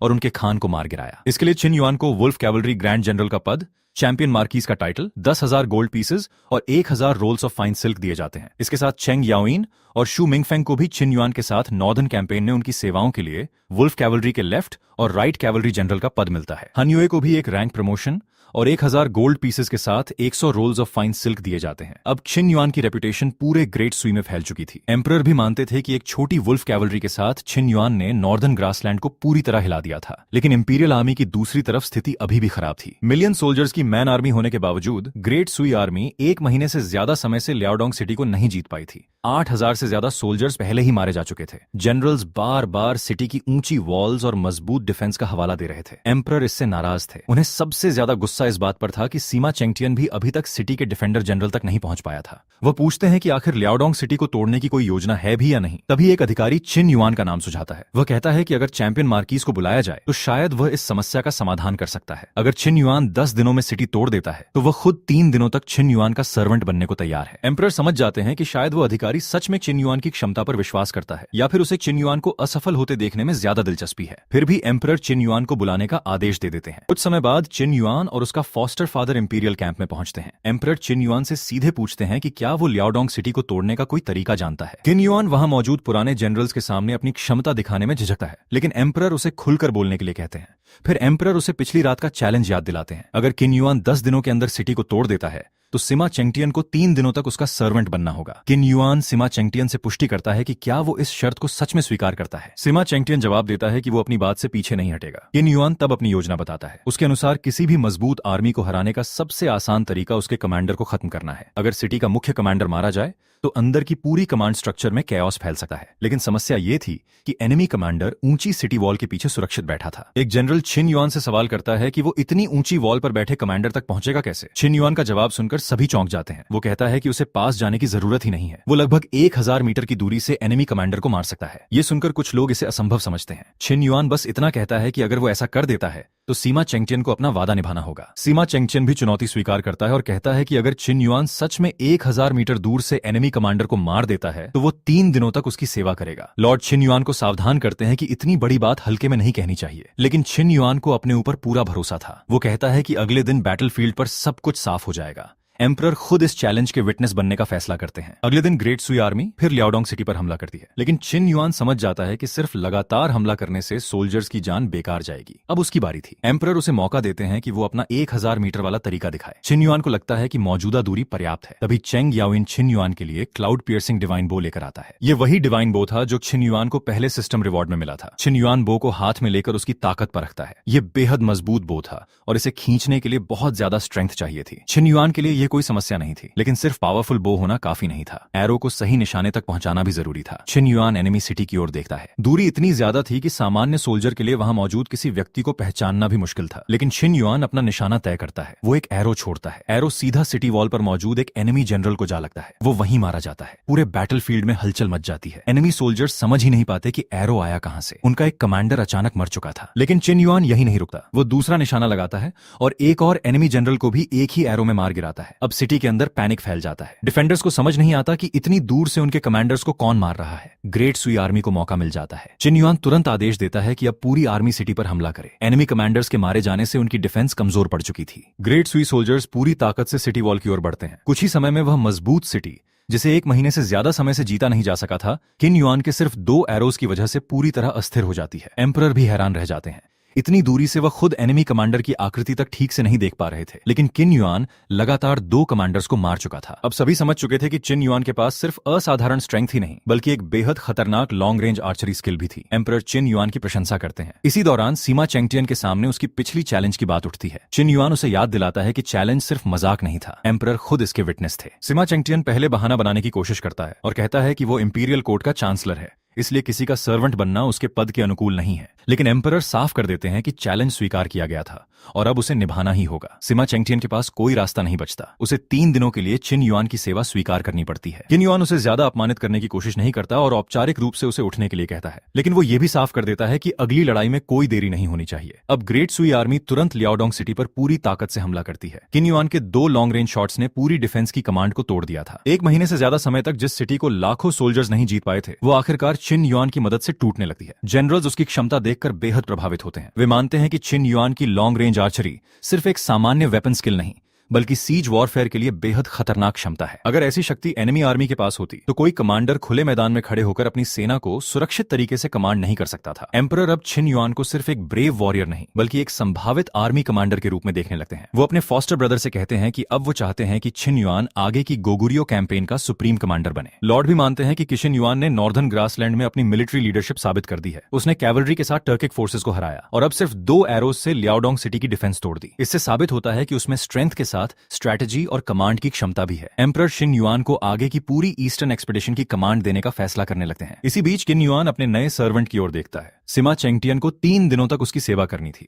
किन युआन को बाथ लेने के लिए पानी चाहिए था, इसलिए वो चेंग याओइन से कहता है कि सिमा चेंगटियन को पानी गर्म करने के लिए बुलाया जाए। चेंग याओइन मजाक में पूछता है कि क्या वो चांसलर को पकड़कर ले आए, लेकिन किन युआन मना कर देता है। वो कहता है कि वो खुद आने का इंतजार करेगा। कुछ समय बाद सिमा चेंगटियन की जगह उसका बेटा आता है। वो बताता है कि उसके पिता की तबीयत ठीक नहीं है, इसलिए वो उनकी जगह सेवा करने आया है। वो कहता है कि पिता की जगह अपमान सहना उसके लिए उचित है, लेकिन चिन युआन इस बात को स्वीकार नहीं करता। उसका कहना है कि चैलेंज उसके और सिमा चेंगटियन के बीच था, इसलिए सिमा चेंगटियन को खुद आना होगा। सिमा चेंगटियन का बेटा चिन युआन से कहता है कि सभी लोग एक ही इंपीरियल कोर्ट के अधिकारी हैं और उसे उसके पिता को इतना अपमानित नहीं करना चाहिए। लेकिन चिन युआन उसे याद दिलाता है कि जब सिमा चेंगटियन ने पहले उसे सार्वजनिक रूप से चुनौती दी थी और उसके खिलाफ योजना बनाई थी, तब उसने चिन युआन की प्रतिष्ठा की कोई चिंता नहीं की थी, इसलिए अब उसे भी अपने किए हुए वादे की जिम्मेदारी लेनी होगी। सिमा चेंगटियन का बेटा वहां से जाने से इनकार करता है। वह चिन युआन को रोकने की कोशिश करता है, लेकिन चिन युआन की स्ट्रेंथ देखकर वह तुरंत समझ जाता है कि अब चिन युआन पहले से कहीं ज्यादा शक्तिशाली हो चुका है। दोनों के बीच तनाव बढ़ता है। आखिर चिन युआन उसे बाहर जाने पर मजबूर कर देता है। जाते समय चिन युआन सिर्फ इतना कहता है कि अपने पिता को बता देना, कल पानी गर्म करने के लिए समय पर आना। इसके बाद चिन युआन के सामने एक और बड़ी जिम्मेदारी आने वाली थी। एम्परर सभी इंपॉर्टेंट ऑफिशियल्स को फिर से बुलाते हैं। वो घोषणा करते हैं कि ईस्टर्न एक्सपेडिशन के लिए नया सुप्रीम कमांडर चुनना जरूरी है। एम्परर साफ कहते हैं कि चिन युआन ने सिर्फ 2 एरोज से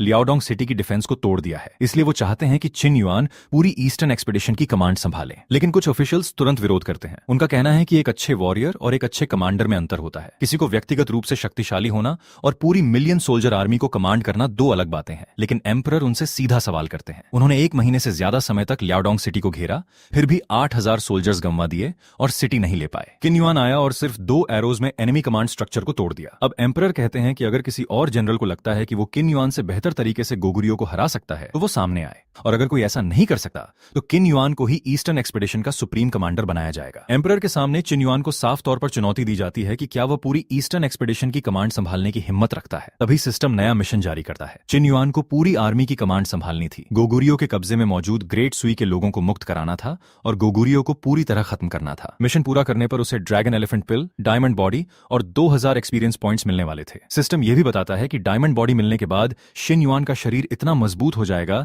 कि ब्लेड और स्पीयर उसे आसानी से नुकसान नहीं पहुंचा पाएंगे और वो लगातार एरो अटैक्स का भी सामना कर सकेगा। शिन युआन बिना झिझक एम्परर का आदेश स्वीकार कर लेता है। वो वचन देता है कि जब तक गोगुरियो की कैपिटल नहीं गिरती और वहां कैद ग्रेट सुई के लोगों को मुक्त नहीं कराया जाता, तब तक वो पीछे नहीं हटेगा। एम्परर चिन युआन के इस आत्मविश्वास से बेहद प्रसन्न होते हैं। अब ईस्टर्न एक्सपेडिशन में मौजूद सभी आर्मीज चिन युआन की कमांड में आ जाती हैं। चिन युआन के हाथ में पूरी कैंपेन की मिलिट्री अथॉरिटी सौंप दी जाती है। दूसरी तरफ सिमा चेंगटियन इस फैसले से संतुष्ट नहीं था। वो कहता है कि सुप्रीम कमांडर की पोजीशन बाहर से जितनी शानदार दिखाई देती है, असल में उतनी ही खतरनाक है। अगर कैंपेन जीत गई तो क्रेडिट एम्परर को मिलेगा, लेकिन अगर युद्ध हार गया तो सारी जिम्मेदारी कमांडर के सिर आएगी। चिन युआन अचानक वहां पहुंचता है और उसकी बात सुन लेता है। वो सिमा चेंगटियन से पूछता है कि आखिर वो किसकी बात कर रहा था। सिमा चेंगटियन बात बदलकर चिन युआन को सुप्रीम कमांडर बनने पर बधाई देता है। अब चिन युआन के पास उससे पिछली चैलेंज का हिसाब चुकाने का पूरा अधिकार था। वो याद दिलाता है कि सीमा चेंगटियन अब 3 दिनों तक उसकी सेवा करने के लिए बाध्य है। साथ ही चिन युआन उसे बताता है कि वो सिर्फ पैलेस में बैठकर काम नहीं करेगा। अगले दिन से उसे वैंगार्ड में डेप्यूटी जनरल बनकर खुद सिटी असॉल्ट में हिस्सा लेना होगा। सिमा चेंगटियन को यह बात पसंद नहीं आती। वो याद दिलाता है कि वो सिविल ऑफिशियल है, लेकिन चिन युआन के लिए यह बहाना पर्याप्त नहीं था। सिमा चेंगटियन आखिरकार इस आदेश को स्वीकार कर लेता है। लॉर्ड चिन युआन को अलग से सावधान करते हैं कि ग्रासलैंड में कैवलरी वॉरफेयर और गोगुरियो की फोर्टिफाइड सिटीज पर हमला करना 2 अलग तरह के युद्ध हैं। गोगुरियो के लोग चाल और स्ट्रैटेजी में माहिर हैं, इसलिए चिन युआन को बिल्कुल भी लापरवाही नहीं करनी चाहिए। चिन युआन भरोसा देता है कि वो अपने सोल्जर्स की जान बेवजह खतरे में नहीं डालेगा। इसके बाद उसे ईस्टर्न एक्सपेडिशन की वास्तविक स्थिति दिखाई जाती है। कैंपेन की शुरुआत में आर्मी की संख्या लगभग 10 लाख बताई गई थी, 70 लाख से कम रह गई थी। देश के अंदर जगह जगह रिबेलियन शुरू हो चुके थे। नए सोल्जर्स समय पर पहुंच नहीं पा रहे थे। फोर्स लेबर के कारण आम लोग भी परेशान होकर भाग रहे थे। दूसरी तरफ लियाओडोंग सिटी लंबे समय से नहीं गिर रही थी। फूड सप्लाईज कम होती जा रही थीं और सोल्जर्स का मोराले भी टूटने लगा था। चिन युआन समझ जाता है कि अब लंबे सीज का कोई फायदा नहीं। उसे युद्ध जितनी जल्दी हो सके खत्म करना होगा, क्योंकि अगर कैंपेन और लंबी चली तो गोगुरियो को हराने से पहले ही ग्रेट सुई आर्मी अंदर से कमजोर पड़ सकती थी। चिन युआन अब गोगुरियो की एक और महत्वपूर्ण सिटी हनशोंग की तरफ बढ़ता है। ये गोगुरियो की 3 प्रमुख कैपिटल्स में से एक थी और इसकी डिफेंस भी लियाओडोंग जितनी मजबूत थी। चिन युआन योजना बनाता है कि पहले सिटी के कमांडर को बाहर निकाला जाए और फिर क्लाउड पियर्सिंग डिवाइन बो से उसे दूर से मार दिया जाए। प्लान के अनुसार चेंग याओइन को सिटी के सामने जाकर चैलेंज करने भेजा जाता है। वो सिटी वॉल के सामने खड़े होकर गोगुरियो सोल्जर्स को आत्मसमर्पण करने के लिए ललकारता है। गोगुरियो का कमांडर उसकी बात सुनकर गुस्से में बाहर आता है। चेंग याओइन अपना परिचय चिन युआन के अधीन वुल्फ कैवलरी जनरल के रूप में देता है। कमांडर उसे एक छोटा अधिकारी समझकर गंभीरता से नहीं लेता, लेकिन यही चिन युआन की योजना का हिस्सा था। जैसे ही गोगुरियो कमांडर अपनी आर्मी के साथ आगे आता है, ग्रेट सुई आर्मी अचानक हमला कर देती है। शील्ड सोल्जर्स आगे बढ़ते हैं और सीज व्हीकल से सिटी गेट को तोड़ने की कोशिश शुरू कर देते हैं। कुछ ही समय में गोगुरियो डिफेंस में कैओस फैल जाता है। ग्रेट सुई सोल्जर्स को हमला करने का मौका मिल जाता है। चिन युआन स्पष्ट आदेश देता है कि जो हथियार डाल दें उन्हें नहीं मारा जाएगा और सिटी के आम लोगों को किसी भी हालत में नुकसान नहीं पहुंचाना है। ग्रेट सुई आर्मी लगातार आगे बढ़ती है और गोगुरियो की डिफेंस टूटने लगती है। इस तेज जीत से गोगुरियो के बाकी कमांडर्स भी चिंतित हो जाते हैं। वे समझ जाते हैं कि चिन युआन सिर्फ स्ट्रेंथ पर निर्भर नहीं है, वो अपनी आर्मी को तेजी से आगे बढ़ाकर एनिमी कमांड स्ट्रक्चर को तोड़ रहा था। गोगुरियो कोर्ट में एक अधिकारी चिन युआन को कम आंकते हुए कहता है कि इतनी कम उम्र में उसके पास भले ही जबरदस्त ताकत हो, लेकिन उसकी स्ट्रैटेजी शायद ज्यादा परिपक्व नहीं होगी। वह खुद ग्रेट सुई आर्मी के कैंप में जाकर फेक सरेंडर करने की योजना बनाता है ताकि चिन युआन की आर्मी को रोका जा सके और गोगुरियो की कैपिटल प्योंगयांग की डिफेंस को मजबूत करने के लिए समय मिल सके। उधर एम्परर को लगातार खबरें मिलती रहती हैं। पहले लियाओडोंग सिटी गिर चुकी थी, अब हनस्योंग भी ग्रेट सुई के कब्जे में आ गई थी और चिन युआन की आर्मी यालू रिवर पार करके गोगुरियो के अंदर लगातार आगे बढ़ रही थी। एम्परर को समझ नहीं आता कि गोगुरियो की मजबूत सिटीज इतनी जल्दी कैसे गिर रही हैं।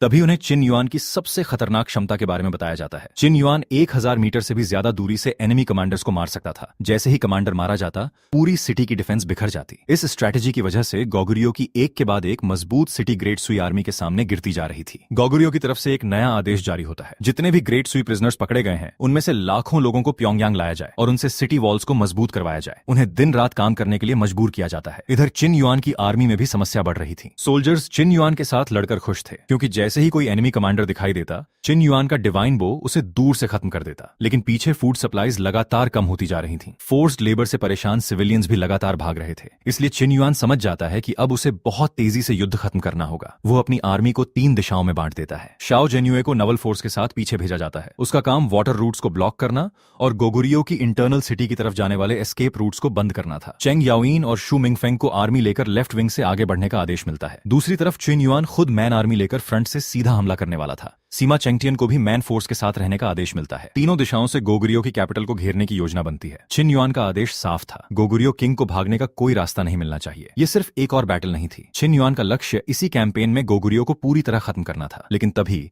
ग्रेट सुई कैंप में एक और बड़ी खबर आती है। सेंट्रल प्लेन्स में रिबेलियन शुरू हो चुका था। एक गवर्नर ने अपनी आर्मी के साथ स्वतंत्र सत्ता घोषित कर दी थी और खुद को किंग घोषित कर लिया था। कुछ आउटलॉज ने भी महत्वपूर्ण इलाकों पर कब्जा कर लिया था और वांगगांग में अपना राज्य बना लिया था। लॉर्ड इस खबर से बेहद नाराज हो जाते हैं। वो कहते हैं कि ये इलाके इलाके उनके अधिकार में थे और उनकी अनुपस्थिति का फायदा उठाकर आउटलॉज ने विद्रोह कर दिया। लॉर्ड एम्परर से वापस सेंट्रल प्लेन्स जाने की अनुमति मांगते हैं ताकि वो इस रिबेलियन को खुद खत्म कर सकें। एम्परर उनकी बात मान लेते हैं। उधर चिन युआन लगातार आगे बढ़ता रहता है। कुछ ही दिनों में उसकी आर्मी 10 से ज्यादा सिटीज पर कब्जा कर लेती है। अब उसकी आर्मी सीधे प्योंगयांग की तरफ बढ़ रही थी। ये खबर सुनकर लॉर्ड को गर्व होता है। एम्परर भी चिन युआन की गति देखकर खुश हो जाते हैं। वो चिन युआन को रॉयल ड्रैगन आर्मर देने का आदेश देते हैं, जो इंपीरियल अथॉरिटी का प्रतीक था। कुछ ऑफिशियल्स इस बात पर आपत्ति करते हैं कि ऐसा आर्मर बहुत बड़ा सम्मान है, लेकिन एम्परर का जवाब साफ था। अगर चिन युआन गोगुरियो को खत्म करने जैसा बड़ा अचीवमेंट हासिल कर रहा है तो एक आर्मर देना कोई बड़ी बात नहीं। अब लॉर्ड समझते हैं कि चिन युआन फ्रंट पर गोगुरियो को खत्म करने जा रहा है, इसलिए वो अपनी आर्मी लेकर सेंट्रल प्लेन्स लौटने की तैयारी करते हैं ताकि वांगगांग के रेबल्स को खत्म किया जा सके। उधर चिन युआन की तीनों आर्मीज प्योंगयांग के आसपास अपनी पोजीशन ले चुकी थीं। अब गोगुरियो किंग के पास भागने का रास्ता लगभग बंद था। तभी गोगुरियो का चांसलर चिन युआन से मिलने आता है। वह खुद को गोगुरियो किंग का रिप्रेजेंटेटिव बताता है और कहता है कि गोगुरियो ग्रेट सुई के सामने सरेंडर करना चाहता है। चिन युआन उसे कैंप में बुलाता है। चांसलर सामने आकर कहता है कि गोगुरियो फिर से ट्रिब्यूट देना शुरू कर देगा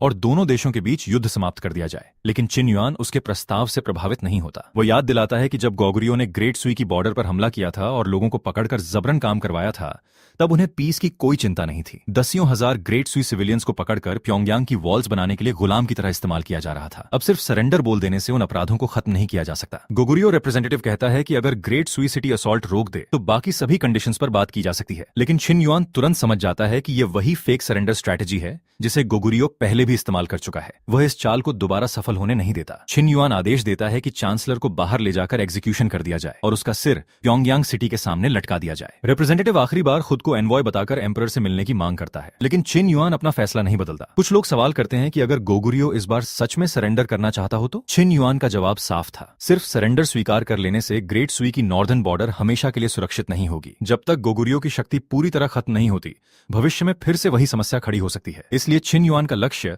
सिर्फ पीस अग्रीमेंट नहीं था, वह गोगुरियो किंग को पकड़ना चाहता था, सभी कैप्चर्ड ग्रेट सुई सिविलियंस को मुक्त कराना चाहता था और यह सुनिश्चित करना चाहता था कि भविष्य में गोगुरियो दोबारा ग्रेट सुई की बॉर्डर पर हमला न कर सके। गोगुरियो अब समझ चुका था कि दूर से अपने कमांडर्स को मारने की किन युआन की स्ट्रैटेजी को रोकना आसान नहीं है, इसलिए उन्होंने अपना तरीका बदल दिया। अब उन्होंने कमांडर्स को बाहर भेजना लगभग बंद कर दिया और सीधे सिटी डिफेंस पर भरोसा करने लगे। किन युआन समझ जाता है कि अब सिटी को सीधे तोड़ना ही एकमात्र रास्ता है। उसके जनरल्स उसे रोकने की कोशिश करते हैं। वे कहते हैं कि सुप्रीम कमांडर का खुद फ्रंट लाइन पर जाना बहुत जोखिम भरा है, लेकिन चिन युआन उनकी बात नहीं मानता। उसका कहना था कि हर पल की देरी का मतलब है कि और सोल्जर्स मारे जाएंगे, इसलिए अब कोई लंबा सीज नहीं होगा। वह खुद बैटल में उतरने का फैसला करता है। जैसे ही सोल्जर्स देखते हैं कि उनका सुप्रीम कमांडर चिन युआन खुद सबसे आगे बढ़ रहा है, उनका मोराले और बढ़ जाता है। किन युआन आदेश देता है कि सभी सोल्जर्स उसके साथ प्योंगयांग सिटी पर हमला करें। पूरी ग्रेट सुई आर्मी जोरदार हमला शुरू कर देती है। अब गोगुरियो की कैपिटल के सामने निर्णायक युद्ध शुरू हो चुका था। प्योंगयांग की मजबूत सिटी वॉल के सामने ग्रेट सुई आर्मी लगातार हमला कर रही थी, लेकिन कई कोशिशों के बाद भी भारी लकड़ी का गेट टूट नहीं रहा था। तभी किन युआन अपने सोल्जर्स को पीछे हटने का आदेश देता है। वो अपनी तलवार निकालता है और अकेले ही गेट की तरफ बढ़ता है। एक जोरदार वार के साथ चिन युआन भारी गेट को तोड़ देता है। पूरा ग्रेट सुई कैंप जोश से गूंज उठता है। प्योंगयांग का गेट टूट चुका था। चिन युआन तुरंत आदेश देता है कि गोगुरियो किंग को पकड़ने वाले को भारी इनाम दिया जाएगा। ग्रेट सुई सोल्जर्स सिटी के अंदर घुस जाते हैं। चिन युआन फिर से स्पष्ट आदेश देता है, जो हथियार डाल देगा उसे नहीं मारा जाएगा और किसी भी सिविलियन को नुकसान नहीं पहुंचाया जाएगा। लेकिन गोगुरियो किंग पहले ही भाग चुका था। चिन युआन तुरंत पूरे सिटी को सील करने का आदेश देता है। हर गेट पर सोल्जर्स तैनात कर दिए जाते हैं और पूरी कैपिटल में सर्च शुरू हो जाती है। इसी दौरान सोल्जर्स को कुछ ऐसे लोग मिलते हैं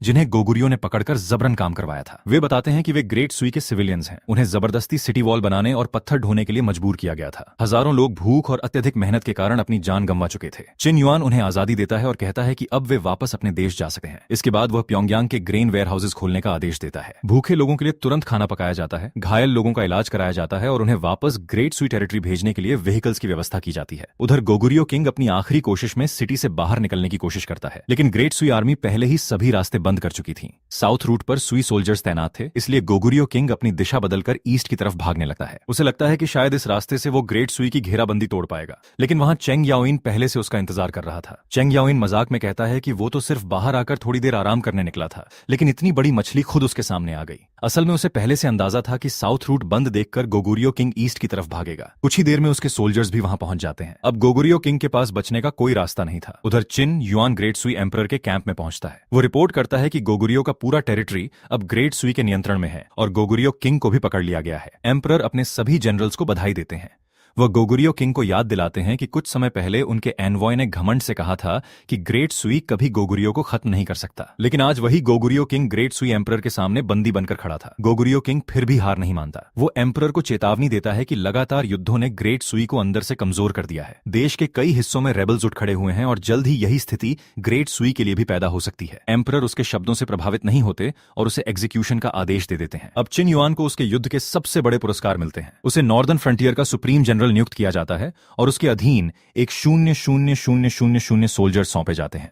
उसे बड़ी मात्रा में गोल्ड और सिल्क भी रिवॉर्ड के रूप में मिलता है। इसके साथ ही वुल्फ कैवलरी को भी बढ़ाकर एक 0,000 सोल्जर्स करने का आदेश दिया जाता है। अब नॉर्दर्न फ्रंटियर और नॉर्दर्न डेजर्ट की सुरक्षा की पूरी जिम्मेदारी चिन युआन के हाथ में थी। चेंग याओइन और शू मिंगफेंग को भी गोगुरियो किंग को पकड़ने में योगदान के लिए प्रमोशन मिलता है। शेन हुआयुआन, शाओ जेन्युए और सीमा चेंगटियन को भी एक रैंक ऊपर उठाया जाता है। एम्परर सभी विक्टोरियस सोल्जर्स को रिवॉर्ड देने का आदेश देते हैं। 3 दिन बाद पूरी आर्मी ग्रेट सुई लौटने की तैयारी करती है, लेकिन दूसरी तरफ सेंट्रल प्लेन्स में एक नया संकट पैदा हो चुका था। गोगुरियो के खत्म होने के बाद एम्परर और ग्रेट सुई आर्मी के वापस लौटने की खबर रेबल्स तक पहुंचती है। वेगंग स्ट्रॉन्ग होल्ड में बैठे रेबल्स समझते हैं कि अब लॉर्ड अपनी पूरी ताकत के साथ उनके खिलाफ आएगा, लेकिन उन्हें चिन युआन की चिंता ज्यादा थी। किन युआन ने पहले नॉर्दर्न डेजर्ट में ऐसा मिलिट्री अचीवमेंट हासिल किया था जिसकी वजह से उसका नाम पूरे देश में फैल चुका था। उसने टर्क्स को हराया, उनकी रॉयल कोर्ट को नष्ट किया और फिर गोगुरियो जैसी शक्तिशाली किंगडम को भी खत्म कर दिया। रेबल्स के लिए यह साफ था कि किन युआन अब पहले से कहीं ज्यादा शक्तिशाली हो चुका है। कुछ लीडर्स का मानना था कि अगर चिन युआन को ग्रेट सुई से अलग किया जा सके तो यह पूरे रेबल अलायंस के लिए बहुत बड़ा फायदा होगा, लेकिन वे जानते थे कि अब चिन युआन को अपने पक्ष में लाना बेहद मुश्किल होगा। तभी खबर आती है कि लॉर्ड ने 1,000 सोल्जर्स के साथ वेगांग की तरफ मार्च शुरू कर दी है। आर्मी को 5 अलग अलग दिशाओं से वेगांग पर हमला करने के लिए भेजा जाता है। वेगांग के लीडर्स तुरंत वॉर काउंसिल बुलाते हैं। सबसे बड़ा सवाल यही था, क्या किन युआन भी इस आर्मी के साथ आ रहा है? स्काउट्स बताते हैं कि उन्हें लॉर्ड की आर्मी तो दिखाई दे रही है, लेकिन किन युआन कहीं नजर नहीं आ रहा। यह खबर रेबल्स के लिए राहत की बात थी। लॉर्ड अपनी आर्मी लेकर वेगांग के सामने पहुंचता है और रेबल्स को खुली चुनौती देता है। वह कहता है कि ग्रेट सुई सोल्जर्स फ्रंट लाइन पर अपनी जान दे रहे हैं, जबकि ये रेबल्स पहाड़ों में छिपकर आम लोगों को परेशान कर रहे हैं। उनका अपराध माफ करने लायक नहीं है। वेगंग की तरफ से जवाब आता है कि ग्रेट सुई की टायरनी के कारण ही जनता परेशान है और इसी वजह से उन्होंने हथियार उठाए हैं। लॉर्ड गुस्से में एक एक रेबल जनरल को मैदान में उतरने की चुनौती देता है। एक रेबल वॉरियर आगे आता है, लेकिन उसे जल्द ही एहसास हो जाता है कि लॉर्ड की ताकत उसकी उम्मीद से कहीं ज्यादा है। लॉर्ड अकेले ही उसे दबा देता है। दूसरा वॉरियर भी उसकी मदद करने आता है, लेकिन लॉर्ड दोनों पर भारी पड़ता है। वेगंग के कई फाइटर्स मिलकर हमला करने की कोशिश करते हैं। लॉर्ड बिल्कुल पीछे नहीं हटता। वो साफ कहता है, एक साथ आओ, उसे कोई डर नहीं। रेबल्स को पहली बार समझ आता है कि ग्रेट सुई का ये वेटरन जनरल कितना खतरनाक है। उनके कई पावरफुल वॉरियर्स भी उसे रोक नहीं पाते, लेकिन तभी वे अपने एक पावरफुल एलाई के आने का इंतजार करते हैं। उन्हें भरोसा था कि जैसे ही उनका व्हाइट रॉब्ड वॉरियर पहुंचेगा वो इस फॉर्मेशन को तोड़ देगा। कुछ ही देर बाद एक युवा व्हाइट रॉब्ड जनरल मैदान में आता है।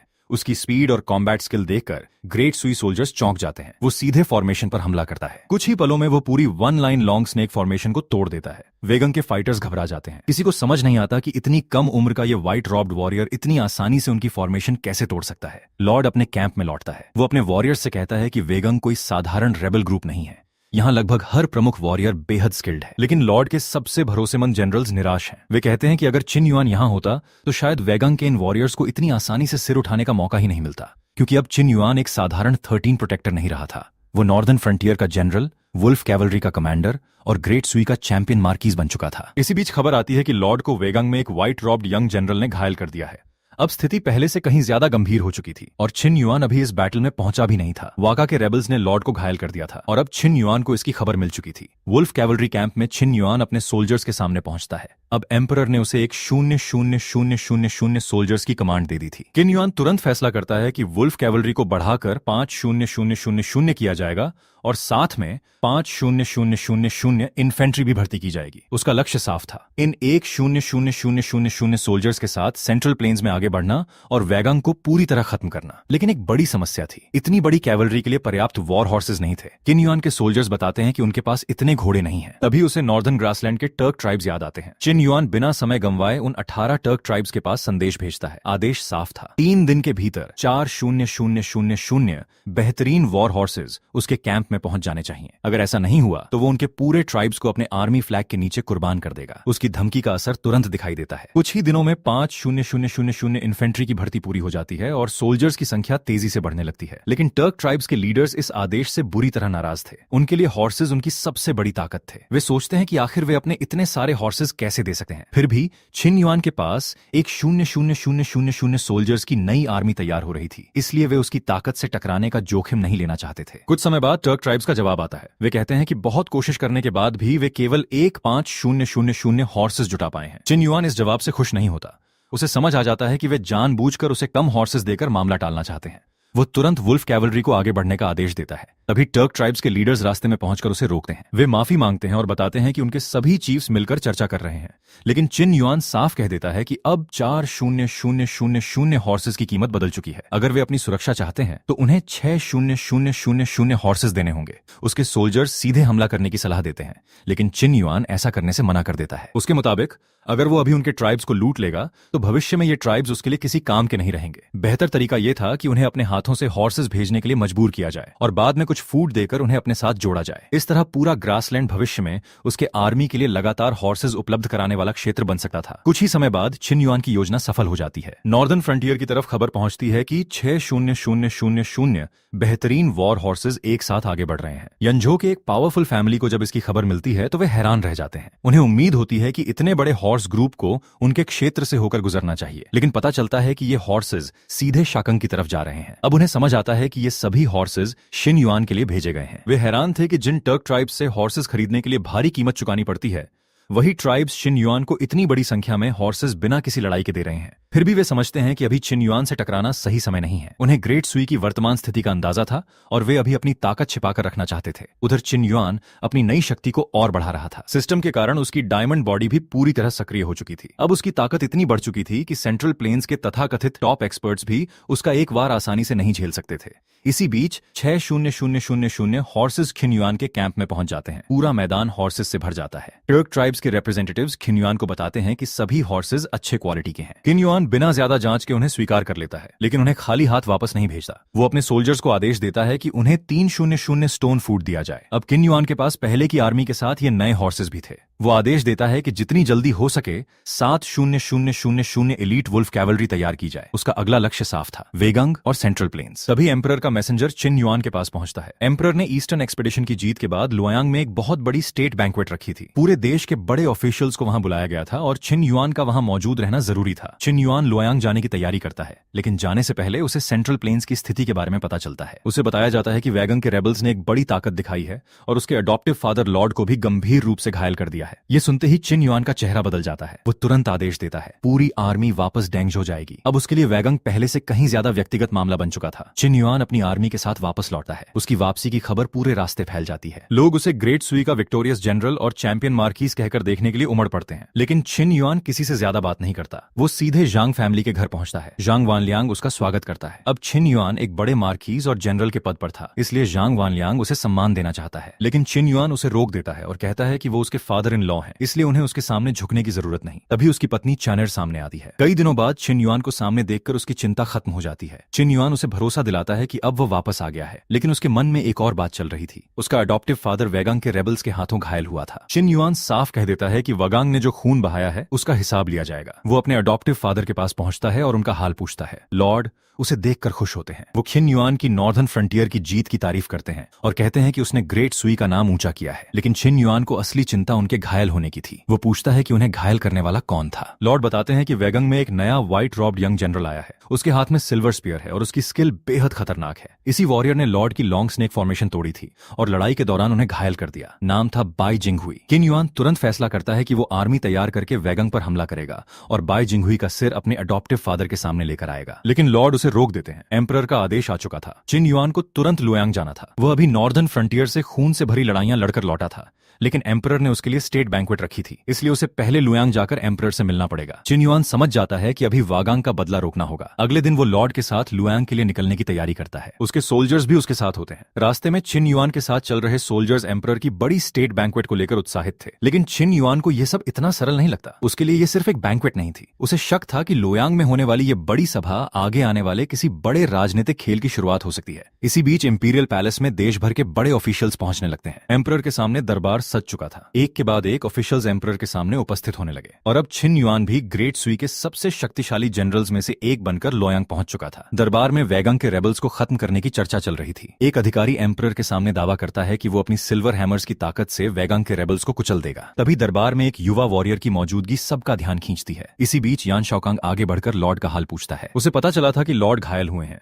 इसलिए वो उनके लिए एक 0 साल पुराना मेडिसिनल गिनसेंग भेजने की बात करता है। लॉर्ड उसके इस जेस्चर के लिए धन्यवाद देते हैं। फिर यान शाओकैंग की नजर छिन युआन पर पड़ती है। वो तुरंत समझ जाता है कि यही वो चैंपियन मार्कीस है जिसका नाम पूरे देश में फैल चुका है। छिन युआन भी टैंग स्टेट ड्यूक से औपचारिक रूप से मिलता है। यान शाओकांग छिन युआन की उपलब्धियों की तारीफ करता है। उसने अकेले नॉर्दर्न ग्रासलैंड में टर्क रॉयल कोर्ट को नष्ट किया था और बाद में गोगुरियो को भी खत्म करने में सबसे बड़ी भूमिका निभाई थी। लेकिन यान शाओकांग की तारीफ सिर्फ दिखावे तक सीमित थी। वो अपने बेटे यान लिंगफेंग से छिन युआन के बारे में पूछता है। यान लिंगफेंग छिन युआन को ध्यान से देखकर बताता है कि उसकी प्रेजेंस गहरे समुद्र जैसी है और उसकी ताकत साधारण वॉरियर से बिल्कुल अलग है। उसके मुताबिक छिन युआन ग्रेट सुई के प्रति पूरी तरह लॉयल है। अगर भविष्य में यान फैमिली ग्रेट सुई के खिलाफ उठती है तो छिन युआन उनके रास्ते की सबसे बड़ी रुकावट बनेगा। उधर छिन युआन और सिमा चंगुओ आमने सामने आते हैं। सिमा चंगुओ अपने ऊंचे पद और नोबल रैंक का घमंड दिखाता है। वह छिन युआन के साथ बैठने से भी इनकार कर देता है और कहता है कि वो स्टेट ड्यूक के पद पर है, जबकि छिन युआन सिर्फ एक मार्कीस है। लेकिन पैलेस के एक ऑफिशियल को एम्परर का आदेश पता था। वो बताता है कि छिन युआन ग्रेट सुई का फर्स्ट मेरिट जनरल है, इसलिए उसका स्थान सभी ऑफिशियल से ऊपर तय किया गया है। इस तरह छिन युआन को सबसे सम्मानजनक स्थान दिया जाता है। सिमा चंगुओ ये देखकर और ज्यादा नाराज हो जाता है। लेकिन तभी इंपीरियल पैलेस में एम्परर और एम्प्रेस के आने की घोषणा होती है। पूरा दरबार तुरंत शांत हो जाता है। सभी ऑफिशियल्स एम्परर के सामने झुककर उनका स्वागत करते हैं। एम्परर सिंहासन पर बैठकर घोषणा करते हैं कि ग्रेट सुई की ईस्टर्न एक्सपेडिशन शानदार सफलता के साथ समाप्त हुई है। चारों दिशाओं के देशों ने ग्रेट सुई की शक्ति को स्वीकार किया है और इस विक्ट्री में सबसे बड़ा योगदान एक ही व्यक्ति का है, चैंपियन मार्कीस छिन युआन। दरबार में मौजूद सभी लोगों की नजरें अब छिन युआन पर टिक जाती हैं। एम्परर छिन युआन की उपलब्धियों को पूरे दरबार के सामने सम्मानित करने के लिए तैयार थे। तो दोस्तों, अगर आपको ये वीडियो पसंद आया है तो चैनल को सब्सक्राइब जरूर कर देना, क्योंकि जब इस सीरीज का नेक्स्ट सीजन आएगा तो सब्सक्राइब रहने पर आपको उसकी वीडियो आसानी से मिल जाएगी। और अगर आप लोग नेक्स्ट सीजन देखना चाहते हो तो वीडियो को लाइक कर देना और कमेंट में नेक्स्ट सीजन जरूर लिखना। मिलते हैं अगली वीडियो में, तब तक के लिए टेक केयर और अपना सपोर्ट बनाए रखना।